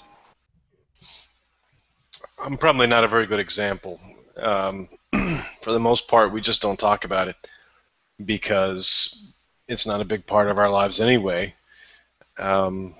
You know, in those conversations that drift towards big, weighty questions, I'm just very honest that I don't have the answers, but I'm unpersuaded by alternatives. You know, doesn't seem to me to be quite the right answer. So I'm afraid I don't have a whole lot of advice to give. That's not really my strong point. Aron. Well, the problem with dealing with somebody's family is that the dynamics are uncertain, and you can be dealing with real extremes here. So I mean, it's dangerous to give someone advice about how to treat their family. Even if you live in the family, it wouldn't be advisable. But at least then you have some idea of what are the buttons that can be pushed on these people. I'm totally sorry I interrupted you. I just recalled a video which I think that probably most of the panelists have seen. It's on YouTube, where a young teenager, maybe 13, explains to his mother that he's not buying into this religion thing. Yeah, and the violent, hostile response that he got to that was really shocking. And so the question has a great moment in my mind. How do you deal with parents that are going to respond in such a belligerent and crazy way? Thunder, do you want to explain the video? It's one of those things, you always have to wonder whether these things are real or not, but it seems real enough. And it's basically, he says that he doesn't want to go to Sunday school or whatever, Catholic school or whatever. He says he doesn't want to go to church or something along those lines, and his mother freaks out and basically tells him he's not getting any presents for Christmas because that's all about Jesus, or something along those lines. I think that's a fairly vanilla description of it. She becomes incredibly aggressive. Yeah. Hostile, shouting. I don't think she actually uses physical violence, but she comes very close to it. Yeah, she approaches his chair and turns him around very sharply and right up in his face. I mean, I don't get the impression that she was going to strike him there, but it's her language certainly speaks to how incredibly stressful this was for her. It just brought out this rage and fear at the same time. So, given that, right. What advice would you give to Danielle?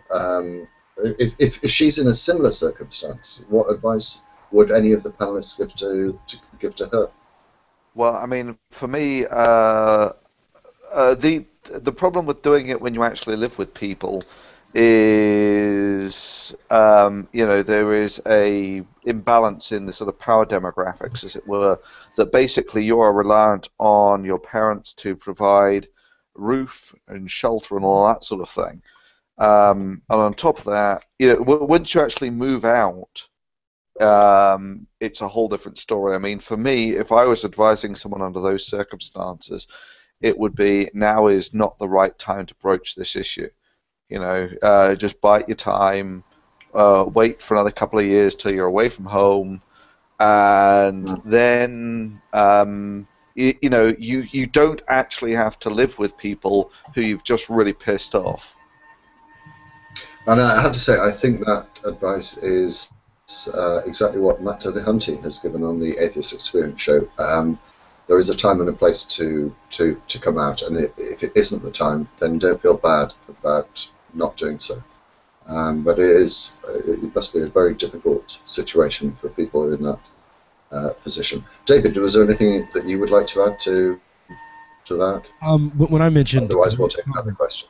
When I mentioned group conversation, I meant, like, my family, we tend to sit and talk in groups of 5, 6, or 7 people. So that's really what I was talking about, is dealing with large numbers of people in the group. I mean, it's groups of family members. If you say something like that and you're open to discussion, just remember that these things are very sensitive to a lot of people, and because of the idea of group psychology, people integrate their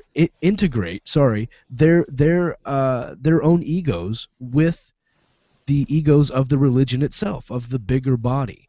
And so when you try to just attack an idea and you insult that idea with ridicule, and you're shocked as to why that person takes it personally, it's because they've integrated themselves with this group psychology mentality that they are part of that belief. So it's important, again, to ask those types of questions, and when you're explaining it, It's not that you're arguing them down because they're delusional. Look at it from the perspective of you're just explaining why you don't believe, and you're being inquisitive as to why they do. Make it seem like you find it strange that they do believe, and then ask your questions, and I think it's a more diplomatic way. I mean, I've always found, Aaron, just very briefly, I've always found that people are, they reciprocate very well to honesty. Even if you are very plain in your use of language, if it's clear that you're actually being honest and sincere, that actually carries a lot more weight than actually people who are, how shall we say, using the language of diplomatic appeasement. No. Silverman said the same thing. Silverman told me sitting on Matt Dillahunty's couch, he said he thought my approach is dishonest. Okay, look, I may think... Is it? What? Is it? No, absolutely not. It's you are being selective with the truth. Right, because I care about productive conversations. I may be I may think that the person's ideas are ridiculous, but is it more productive for me to say you're batshit crazy? Or is it more productive for me to say, I disagree with that, and I don't understand why you believe it? Let me ask you some questions. It's about being productive with the conversation. That's not dishonest. It's knowing what it takes to actually make progress. That's being... okay, if that's what you think.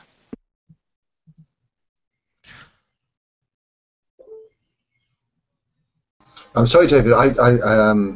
I was trying to multitask, and I wasn't sure that I fully heard what was being said. Were you being accused by Silverman of being somewhat disingenuous, dishonest, or your approach was? Yeah, I'm not familiar. I'm not familiar with this. Tell us about it. He says that a diplomatic approach is dishonest, and what I was saying is that, in a way, I see where he's coming from. If someone says something like, "I was being choked by a demon," my thought is, there's either a mental illness or something's wrong, or for whatever reason, okay, I may think that person is relatively insane or that idea is ridiculous.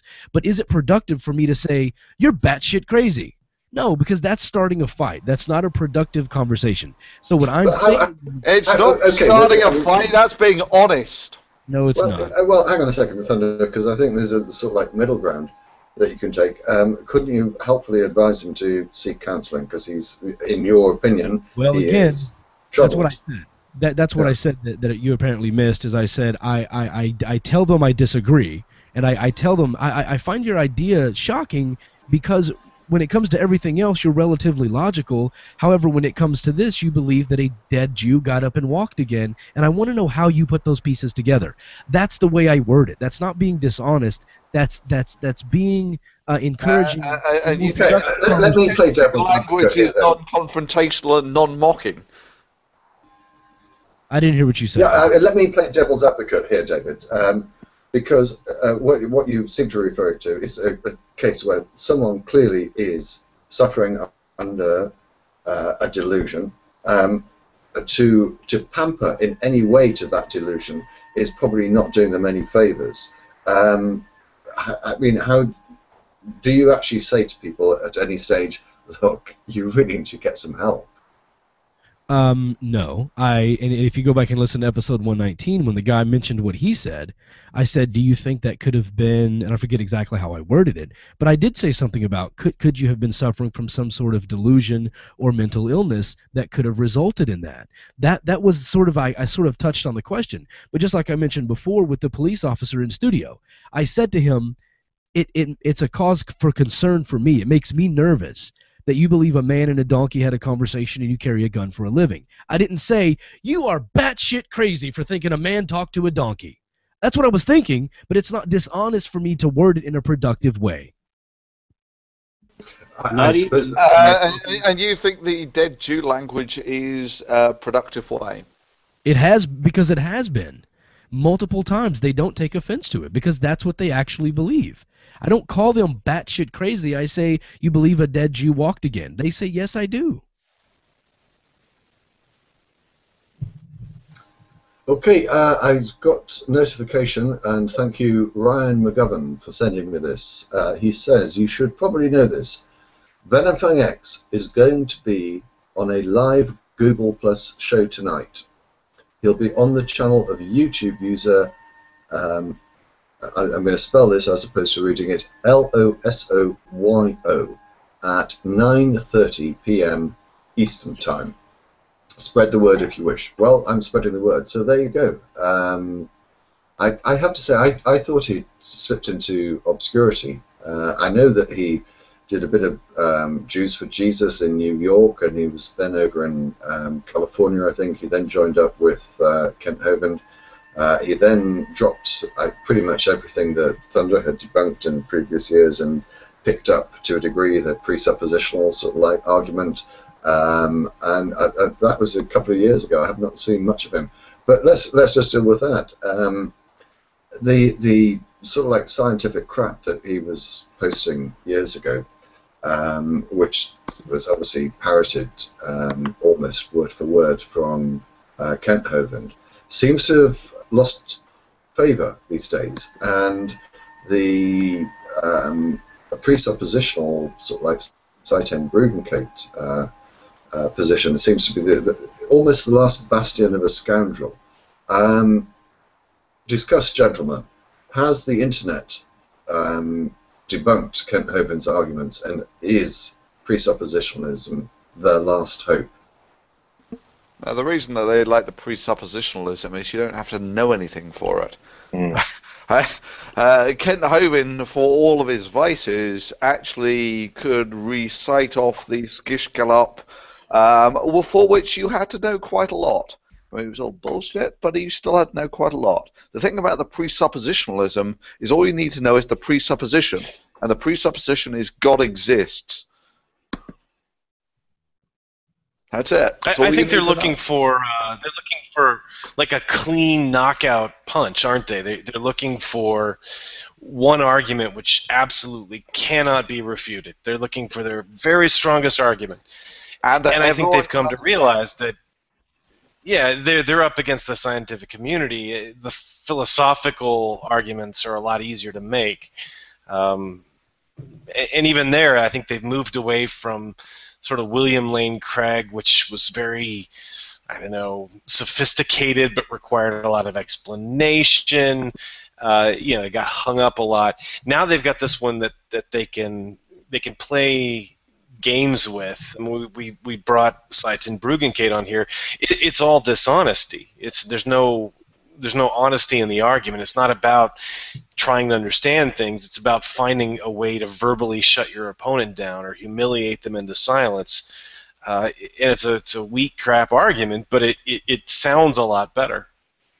It's an attempt to get a no-score draw out of it. Right. You know, and Right. It's basically saying we can't show that God exists, but you can't show anything either. Yeah. Therefore, our position is as valid as yours. And it's like, no, it's not. Mine, our take on this built civilization. Yours has achieved nothing ever.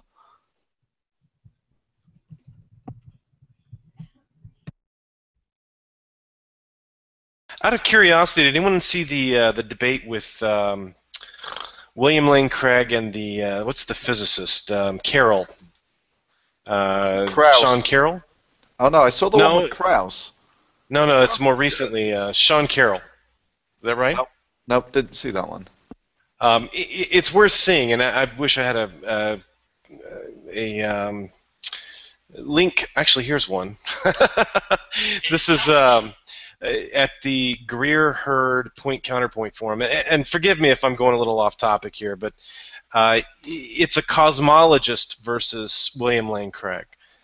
And he doesn't pull any punches. He's quite clear that what William Lane Craig is talking about is not cosmology. It's not science. It's not even really grounded in science. It's more about it's words theology. Yeah, well, it's theology, and it's all theology, and it comes from these presuppositions about the nature of reality. For example, the fine-tuning argument, which Carroll understands as a mathematical argument, and he can talk about the derivations for the probability that certain variables were related to each other, and that probability, when you actually calculate it, is essentially 1, that there was almost no other way for it to have come about. The fine-tuning argument, when you scrutinize it from a position of knowledge, is not at all persuasive. It's when we're at a position of ignorance. We don't understand how X, Y, and Z happens. But the people who do, the top-level physicists, have no problem saying, well, quite likely this is related to this, or, it's not so fine-tuned. And he made a point that I thought was particularly good, and again, I'm sorry, I'm going way off topic here, which is the universe doesn't appear to be fine-tuned for life. It appears to be too well tuned for life. That is, it's not that it's tuned just to the right amount to produce life. It's tuned to the right amount to produce this, incredible exactness of this one particular value, where, a large range of values would have been acceptable. And less interconnectedness would have been acceptable if your only purpose was life. In fact, it has a more mathematical type of appearance rather than more of an intelligent agent type of appearance, right? Really kind of an interesting argument. I'd recommend it to anyone. I put the link here in the comments if you want to post it on YouTube. So did you see the debate with Krauss, just out of interest? I didn't, no. How did I go? I think they didn't talk to each other, though, did they? They talked across each other. Krauss and Craig? There's several. They were in Australia, and there's actually a set of, I believe, at least 4 conversations. Some of them debate-like, and some of them more informal. And I've seen the more informal ones. They're really interesting, really well done. Yeah, the only previous one I'd seen, it was like, Krauss presented his own argument, and then Craig, got up and crowed about he didn't respond to my initial assertion, therefore I'll take as read that I've won the debate. He spent all this time saying that you didn't counter my point. Yeah, I mean, to me, the thing that really came across, I only watched, I think, one of them out of the series of, I think it was 3, but I could be wrong. And it really did come across very clearly that Krauss was basically a scientist talking about science, and Craig was just sort of trying to put enough words out there till everyone got confused, and then claimed, therefore, this proves that God's real. There was... Craig basically had nothing.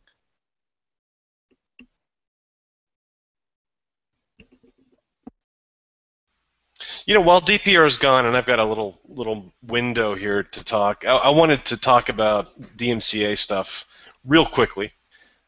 There was a recent DMCA for the Fantastic Skeptic, not a very humble name. He produced the Welcome to Jesus Land series, which I recommend. It's pretty good. He's been DMCA'd, I think now twice, by the same creationist film studio for these Matter of Faith, which is one of these Answers in Genesis style videos. So he's in danger of losing his account. And I wanted to mention that I've now received 2 DMCAs, and I get a 3rd strike, and I may have my channel deactivated for a period of time. The first was as a result of the Miles Powers issue, where, and I want to mention this really quickly, the person who issued the DMCA against Miles Powers, the video was about age denialism and the age denialist movie, The House of Numbers. The producer, named Martin Penny, is a Brit from Leeds, who was one of the co-founders for Good Hair Day. I don't know if any Brits out there know what Good Hair Day is. It's hair care products. Right? He's a multi-millionaire, and he's funding these age denialist movies. But he issued the DMCA for Miles Powers. I mirrored the video, and then my mirror got DMCA'd. And I got DMCA'd for one on, I believe it was fluoride, for using an image which was widely distributed on the internet for about 5 seconds. But I don't want to submit the counter. I don't want to give the kind of crazy people who were commenting on the video, I don't want to give them my personal information. So I'm just letting the DMCA stand. It's obvious use, fair use. But that means I get one more strike and I have issues. So I'm being very careful about what kind of content I use, and it just means I'm more limited in the options I have. So I just wanted to share that. Just out of interest, how much do you think it would cost to get a lawyer to essentially act on your behalf through all of this? Well, I assume that DPR would volunteer. That's my alternative plan. When it comes back, of course. It goes without saying. But these things tend, not wishing to give too much away, they tend to be best settled without recourse to legal action. But there's a difference. Of course, any legal advice that you require concordance that I'm able to give will come to you, and indeed anyone else on the panel, absolutely free of charge. No question about that. But DPR, I think concordance's prime issue here was one of privacy, correct? Concordance? Mm-hmm. Yes. Yeah. So it's basically he doesn't want to give his personal details away, so he basically needs an agent to act on his behalf. I will discuss this after the show. Okay. Yeah, that's fine. I'm not worried about it at the moment. It'll sit there for 6 months. Just a matter of not having a third one. No, I'm more than happy to help you, Concordance. Thank you. I'm not going to discuss this on the show, though. Yeah, agreed. Yeah. Speaking of which, we should try to wrap it up in the next 5, because I've got things I need to do, and I know Smalley does also. Yeah. There is one person though that has been waiting very patiently, and has in fact just recently messaged me saying, when you said I'll get you on shortly, which is about 2 hours ago, what did you mean by shortly? So yes, we will wrap it up very quickly. But let's see if we can get the one caller on. And is there anyone that wants to address any of the questions that have been posted in the Q&A section? There is a Q&A item, actually several of them, and several that have shown up in comments too. Yeah, I think you can address rather quickly. And it is, what in God's name and His fictitious heaven is that sound? Yeah, I've been wondering about it. And for the benefit of the audience, I know some of you are at home on your couch and you're sort of listening through your speakers and whatnot.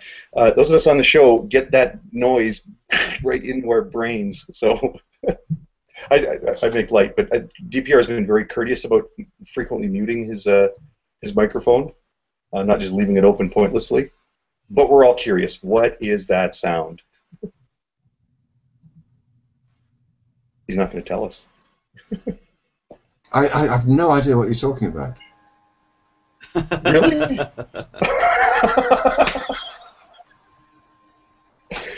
Everybody else does. I had to step away because I'm a diabetic, and now you're picking on me.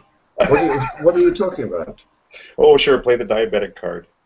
Yeah, I did it all the time. Although there was actually one occasion, it was the only time in the 6-day journey, and it happened at the worst possible time. We were starting from the very south end, airport end of the strip in Las Vegas, and I went hypoglycemic after about a mile, and no one with me truly understood what I was going through. So they kept on saying, "Oh yeah, we'll get some food soon. Don't worry. Let's go and see the next casino." And I'm like, "No, I need food. I need food. No, just go and see the fountains at the Bellagio and the fireworks at the Mirage and everything. No, I need food. I need food." It was the only downside to the whole 6-day trip, which I must remind you will be up on my channel in hopefully within 24 hours.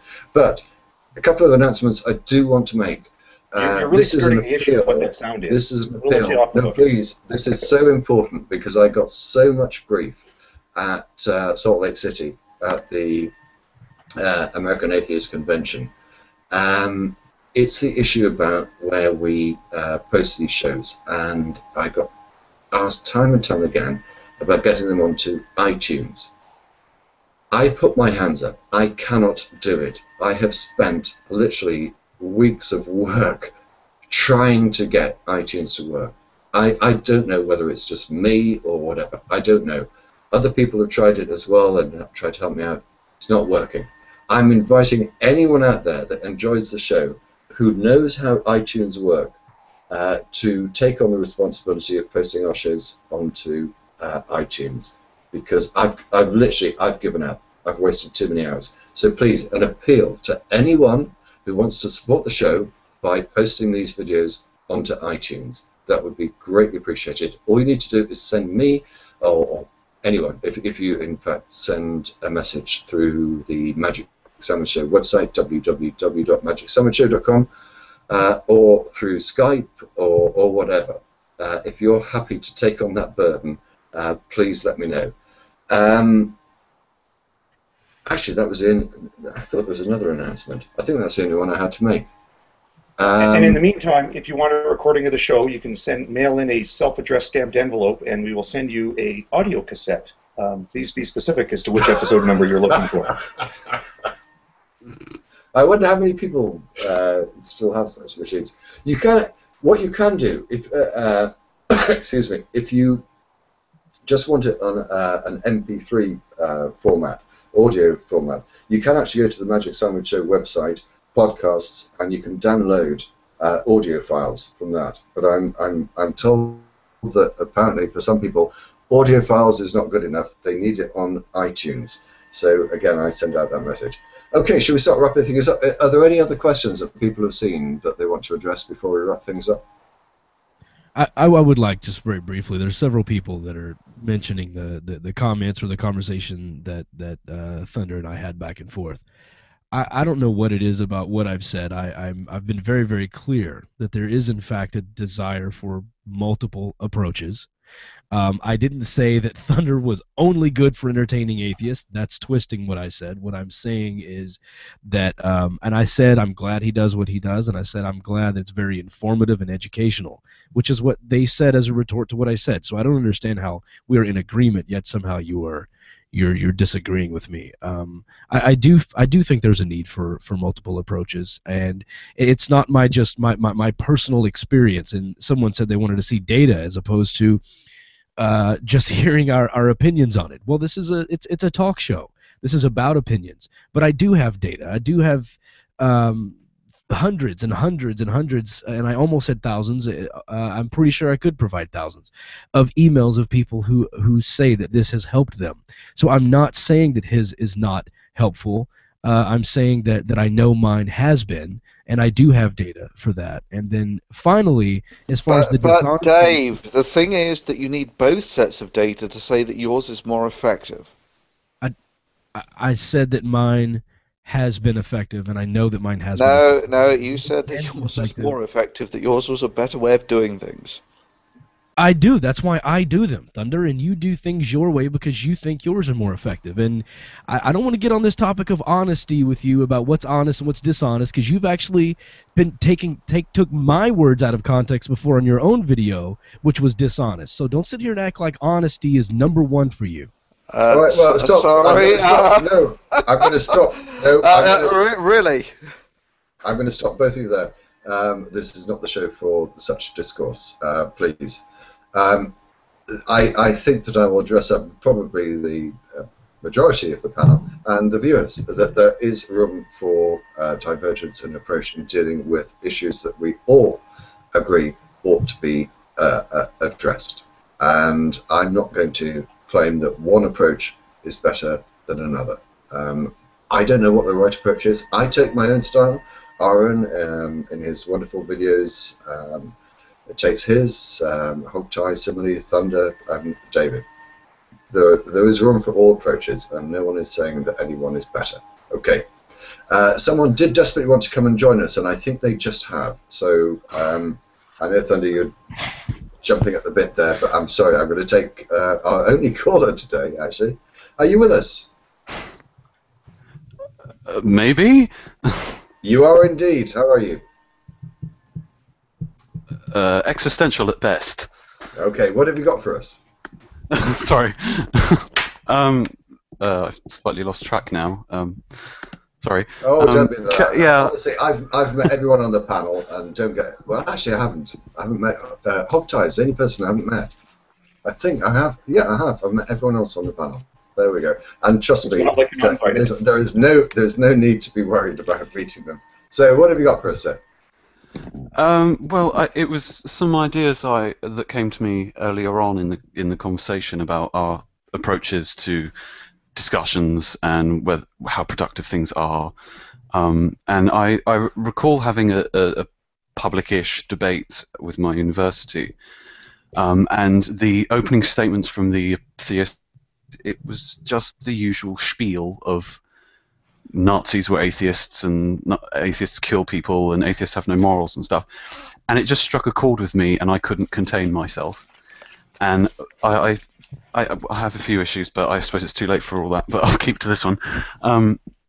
And what I wondered is how would someone really contain themselves and be productive and offer adequate evidence when it's little more than two people speaking? Because to onlookers, evidence is just these two people arguing, and I can't forcefully download into their brain the various educational YouTube videos that you might see, and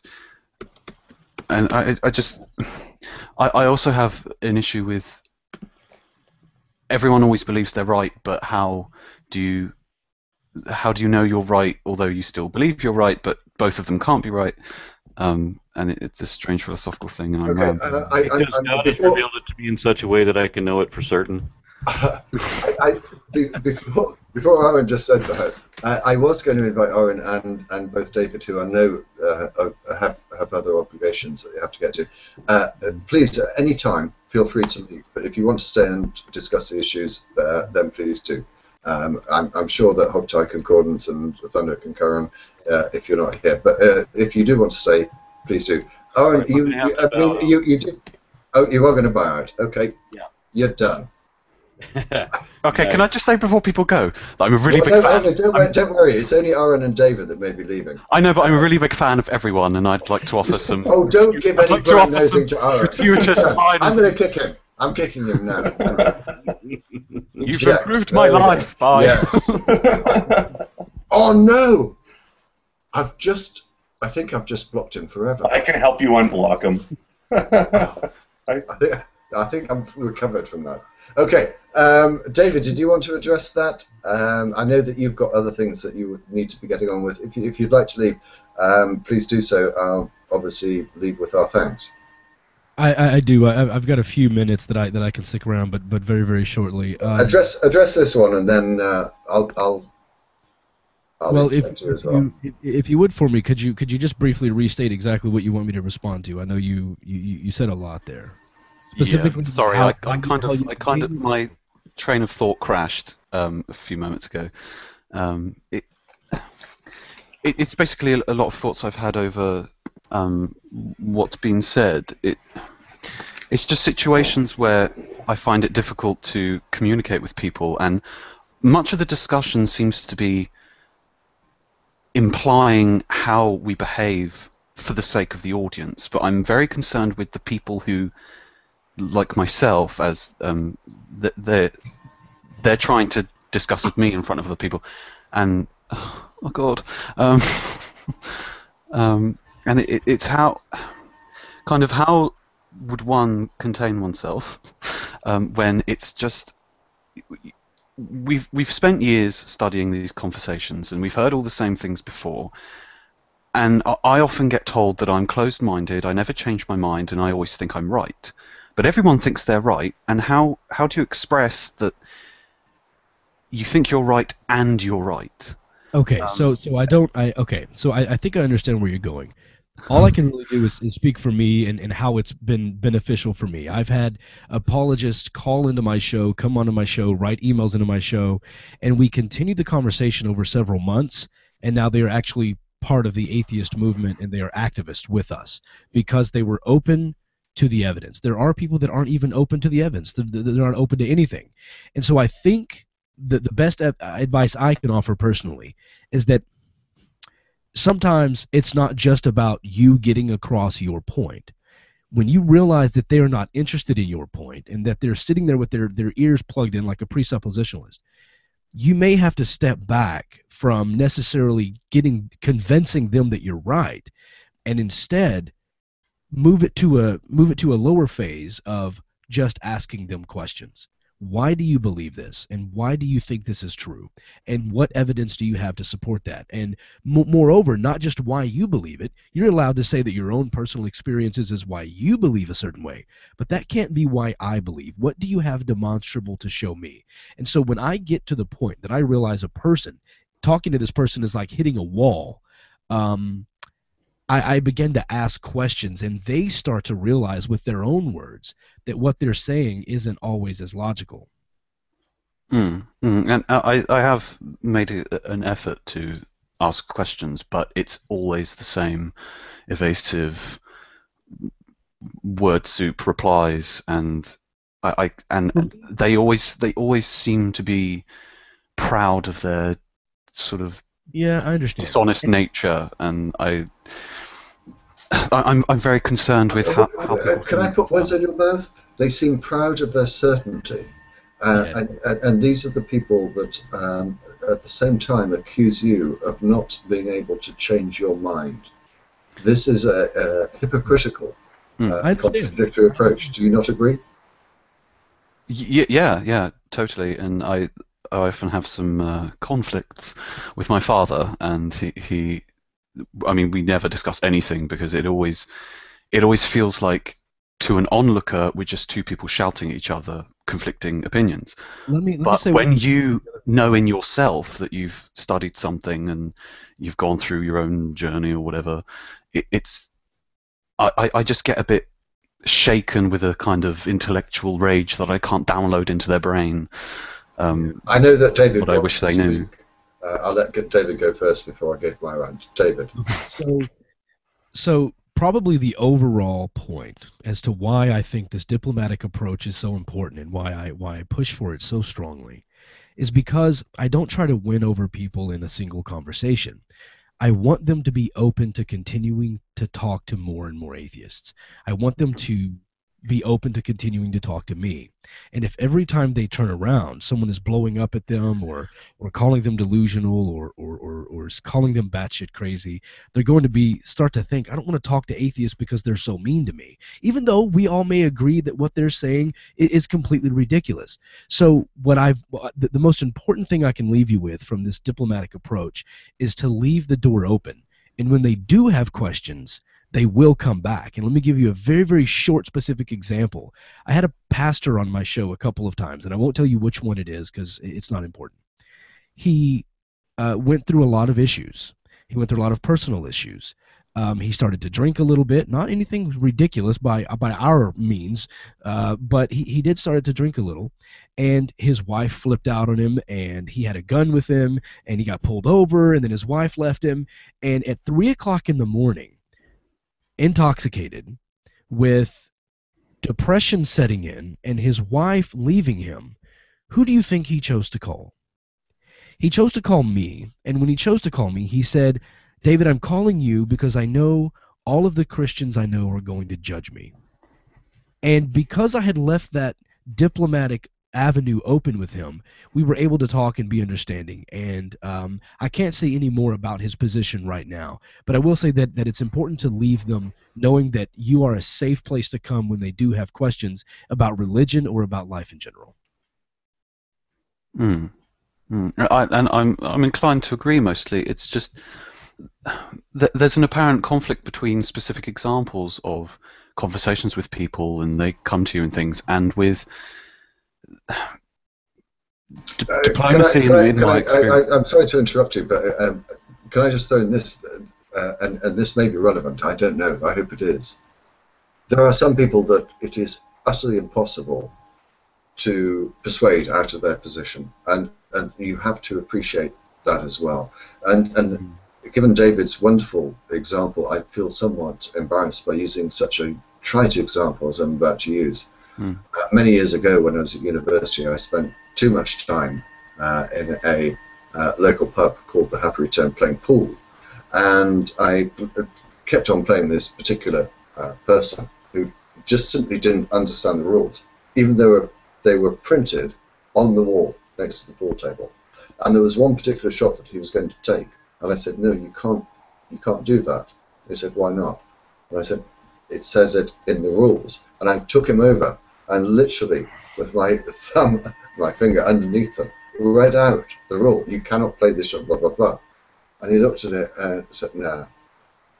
There was no conversation with him. There was no interaction with him. He just simply couldn't accept the most basic thing about the rules of pool. He just said, no, that's not right. Yeah, it's written there. So my point was, and I, as I say, I hope it was of some relevance, there are some people that you simply cannot get through. However powerful your argument is, however powerful the evidence that you have behind you is, they simply will just switch off in a way that I don't understand. And this is why I find it so irritating when you get faced with the similar sort of arguments that I get, that, oh, you're not prepared to change your mind, you're not prepared to accept this, you're not prepared to accept that. Yes, I am. DPR, that may be my problem. That may be my problem. I am just naive enough to think that everyone has the ability to change their mind, give it enough time, patience, and evidence. Maybe that's where I stand with it. I'm naive enough to give them the benefit of the doubt. I don't think it's naivety. I think that you've got a realistic approach in this regard. You're not going to persuade someone overnight. But I also accept your general approach, which I would describe as the raincoat analogy. You ain't going to get someone to take their raincoat off by throwing rain at them. Give them a bit of sunshine. But at the same time, I also have a foot in the same camp that the Thunderfoot comes from, which is ridicule the shit out of fucking ridiculous ideas. And as I say, in my videos, I think I probably take a middle ground, but I think there is room for every single approach, and ridicule and humiliation is a justified tool to use. And just so we know, very frequently the people who I actually argue with, I'm not trying to convince. This isn't. I'm not trying to convert Venom Fang, or more to the point, I'm not trying to deconvert Venom Fang X. I'm not trying to deconvert Ray Comfort. Right? These things aren't done for them. This is so people can actually contrast what the religious views are like, and how this would stack up with what we know about the world through scientific investigation. Right? This is not really frequently the people I argue with. I'm not trying to convert. In fact, Thunder, I know they. But Thunder, one thing that you've been totally incapable of explaining is that prediction from the Bible where it says, "In the end times, the moon will turn blood red." You've not been able to. And the other one that I can't explain is why there are earthquakes in various places. And that one's from the Son of God himself, you know. Various. How on earth did he know there would be earthquakes in various places? I mean, because I thought the earthquakes were all like going to stop after Jesus died or something, you know. Yeah, it's Well, Gaia. I thought if people are not aware of what we're talking about, this is a video that Thunder posted within the last couple of weeks in response to one that Ray Comfort had posted. And Ray Comfort tried to sort of like extrapolate passages from the Bible to current day situations, including one in which he said from the Bible somewhere, in the end times, the moon will turn blood red. And in Thunder's response to that claim and other claims that he made, Thunder correctly explains that throughout history of the solar system, the sun turns red. But now apparently, because the sun's turned red and there are still sort of like earthquakes happening, Ray thinks the end times are now. And nation shall rise up against nation. And I think that's never happened before. I just so we know, it's the longest period of peace in European history, and it's up to about 50 years now, and that's assuming that you don't count places like Bosnia or the Ukraine as European wars. Yeah. Anyway, on that bombshell, shall we try and wrap things up? I always hesitate to do so without giving all the panelists their few last thoughts. And Hogtie, so Canadianly polite, has been sat there almost mute for the entire show. Hogtie, come on, talk to us. I've thrown in my 2 cents now and again here and there. I mean, I think it's important to distinguish, when we're doing these videos, YouTube is a climate, it's an environment. There's meant to be a certain level of jackassery and ponage and that sort of thing. I do think it's very different when there's some sort of consultation provided to people that are dealing with a family situation, right? I mean, I would never have gone to one of my aunts and just been like, oh, you believe the whole Jesus cracker thing? Like, what are you, a retard? Like, you just don't do stuff like that in your family. So I think part of the difference of opinion or divergent approach is related to what the purpose is and who the target audience is. I say, yeah, let's let YouTube be rancorous because that's part of the fun. Horses for courses. What's that? Horses for courses. I don't know what that means. Oh, well, you take a particular approach in a particular case. I mean, I have wonderful love and respect for my mother, but there have been occasions in the past, or one in particular I remember, where she explained to me that she had seen a ghost and was utterly convinced of this. And I thought there were 2 approaches to take. One is to just nod and say, okay. And the other was to say, what do you mean a ghost? What's a ghost? I mean, how can you possibly have seen a ghost? It was in a circumstance which was emotionally sensitive to her.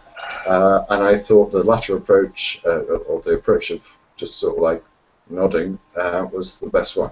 I don't think she's seen a ghost, but I don't think there's any good reason to start having a full-out argument with my mother whether she has seen one or not. I had an ex-girlfriend who absolutely, firmly convinced that when she was a young child, she actually floated down the stairs. She didn't walk, she actually floated down the stairs. It's never happened to you? Only in a dream. I used to love, I don't have them anymore, it's really frustrating. I used to have dreams where I could fly, and they were wonderful. But in real life thunder, no, I haven't flown. That has never happened to me. Has it happened to you? Of course. You floated down the stairs. Well, is this a semantic trick? You've taken an elevator, or what? I floated down in between sharp, short impacts with the stairs. You've fallen. Yeah, okay. Hey, I want to say something about that DPR. My mom was convinced one time she was having plumbing work done in her home, and the plumber was trying to put a snake through, like this long snake through whatever, to find the leak or whatever. And if he couldn't fix it, it was going to be thousands of dollars of repairs.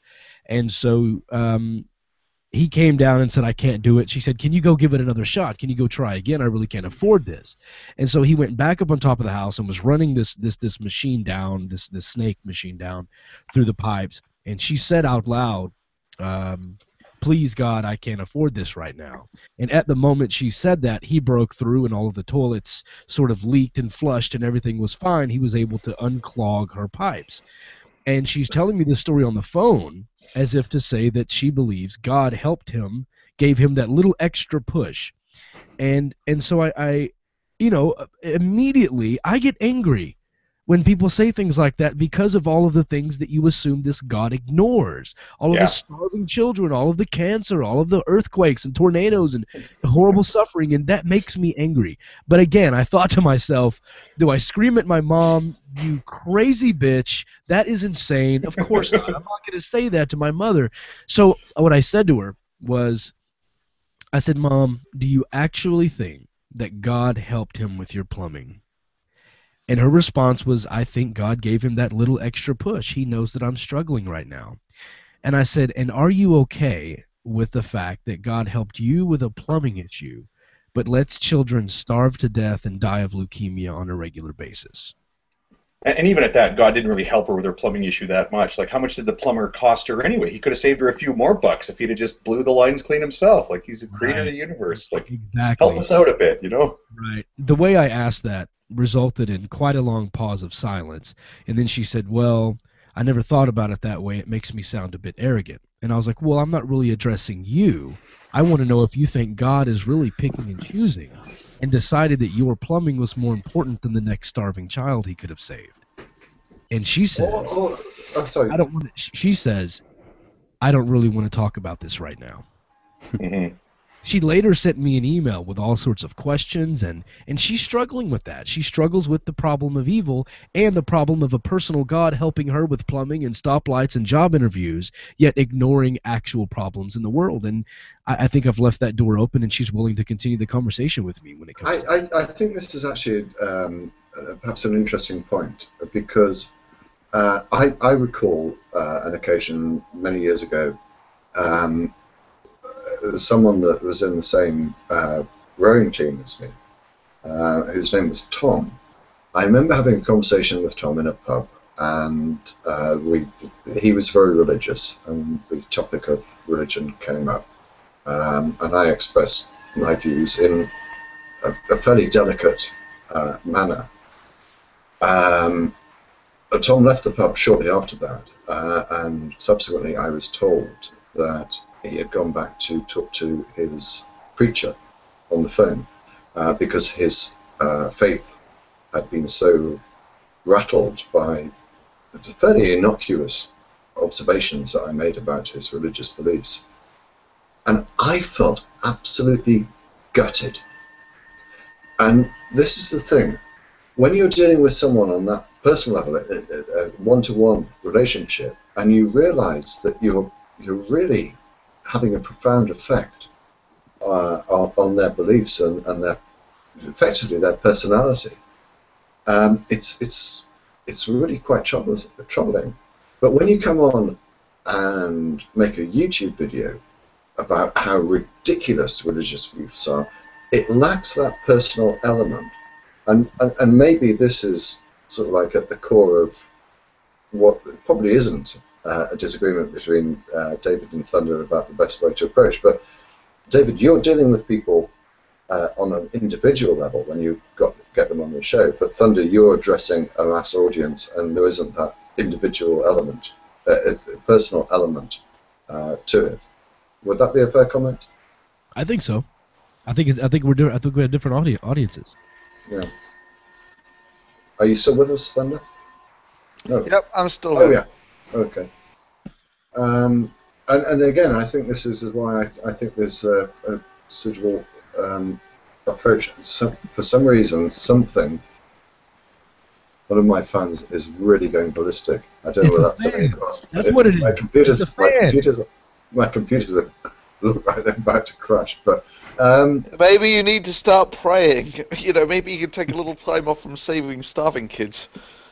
Yeah, that's a really horrible thing to do, isn't it? To try and support a charity like MSS rather than stealing from Sick Kids Hospital. Hey, Venom Pang X, you still remain the most disgusting piece of shit I've ever met, ever. Anyway, can I repeat, please, the invitation? Anyone out there who supports this show and actually understands how iTunes works, please send me a line. Either through Skype, through Magic Sandwich Show, or through the website, through the Contact Us page. Are you trying to get the video on or just the audio? Just the audio. The audio? Yeah, so all you've got to do is create an RSS feed. We've done that for Dogma Debate. It's not. David, if you can help me. I think he just volunteered. I think he did, didn't he? Hey, hold on. You said anyone who likes the show. Oh. That's so cruel. No, I'll send you an email. I don't need an email. I don't need instructions. I've been sent those before, and it doesn't work. Why is my camera not working? Is my camera working? Oh, there I am. Yeah. No, I've done it. Honestly, I've spent too much time doing it. I will read with interest your email, but unless it says, I will do this for you, I'm not likely to read much more. Yeah, I have a web designer that wrote the code, so I didn't do it myself. Okay, well, that would be useful. David, I know that you've got things to do, and I know that we're overrun by 30 minutes or so. I'd like to try and wrap things up, but before I do, please I would invite all the panelists to have a look down the question and answer thing, if you could, and if there's anything there that you would like to address, then please do so. And I'd also like to thank our caller. Is there anything else that you'd like to address? Who, me? Yeah. Oh, other than an apology for my own ineptitude, yeah. I'm usually. Oh, you're talking to the Magic Sandwich Show. I'm usually far more. Never ever has turned up on time or managed to do an entire show without technical issues. No need for apology there. I'm actually a bit of a failed polymath, and I'm usually far more eloquent, but yeah, my train of thought was late. But I just have to offer some gratuitous lionization because I'm a fan of everyone, and you've all improved my life. So thanks, thank you. That's very kind. Thank you very much indeed. Would you like to throw yourself on your own sword, or do I need to kick you? Well, nothing could be as painful as falling from grace, and I fell far. So I think I've already kicked you, actually. What's that not? No, there's a button that's red, and it's a phone, so I assume that's it. Why? No, I should be. I'm supposed to have power over people, and I should be able to eject you. Are you sure you want to eject? Yes. Yeah. Oh, yeah. There we go. I pressed no. Yeah. There, I pressed yes. I don't want to clock in forever. No. All right. Well, I'm going to get out of here. There we go. There we go. I do have power. I am. No, I won't go down there. David, it's been an absolute pleasure to have you on the show. Send me all the links to your show and whatever you want. I will include them in the description underneath the video when it's subsequently posted on YouTube. Thank you to Aron, who's left us. Thank you to Concordance, who's left us. Hooktie and Thunder are still here. So I'm going to go closing words. Thunder, Hooktie, and then back to you, David. Thunder. I've really not got that much to add. It's a great show. Many thanks. Okay, thank you very much. Hooktie. I noticed you highlighted this question about once again, Wayne, one of our viewers, is saying I'm too nice, or I encourage people to be too nice. So the question is, are we going to be tactful? Are we going to tactfully ourselves into another 500 years of the God virus? I said on the show before that for all the reasons that religion must go, those are the same reasons why religion is going to stay. So when I say tactfully, I don't mean sweet and kind. I mean tactfully with a sense of tactics. And this is not. We won't have enough time left to sort of answer this, but we will have show after show on this issue about what are our goals and what's the best path to that. And it's like when you're driving a pickup truck on gravel and you want to go forward. The solution isn't to put your foot to the floor, and it isn't to take your foot off the pedal. There's an interval of effectiveness in there. So sorry if you think I'm too nice. I love that analogy. I want to steal that from you. I love that. You're welcome to, but otherwise I'll DMCA you, and I'll get your personal information, and I'll put it out on the internet, and I'll call you a paedophile. You know what? I'm willing. Actually, I think Hooktie, you've raised an interesting point there, which is what are our goals and what is the best way of getting them, and I think that should be perhaps. Unless the Ukraine situation or the Syria situation or the Israeli situation really kicks off in the next 2 weeks, that should be the title of the next show. Oh, neat. So, David, you can't steal that. You will do. I know you will. Yeah. Well, you're welcome. I don't mind sharing. Actually, I don't own copyright on the show, but my words. I'm willing to share the driving a pickup truck on gravel thing with you, David, only if you're from a place and where people do drive on gravel roads and pickup trucks. I live in Texas, and I am. Oh, yeah. David, thank you very much indeed. Any last words that you would like to give before I end the show? Look, I appreciate you giving me the opportunity to be a part of this. I've never been on Magic Sandwich before, even though we've known each other for a while now. So, no, I enjoyed it. if anybody's interested in checking out our show, it's at dogmadebate.com and atheistaudiobooks.com. That's it. Okay, and I will include those links in the description of the video. And David, I have to say it was a huge pleasure to meet you again in Salt Lake City. And also, as I say, on my personal channel, DPR Jones on YouTube, I will be posting a 25-minute-ish video about the wonderful, wonderful road trip that I had with Aron, Tree Puka, and others, including meeting David along the way. That should be up within the next 24 hours. And hopefully, if someone responds, you'll be able to get these shows on iTunes shortly. Thank you very much indeed. I'm going to press the stop broadcast button now. We will see you again in 2 weeks' time. Thank you very much for watching.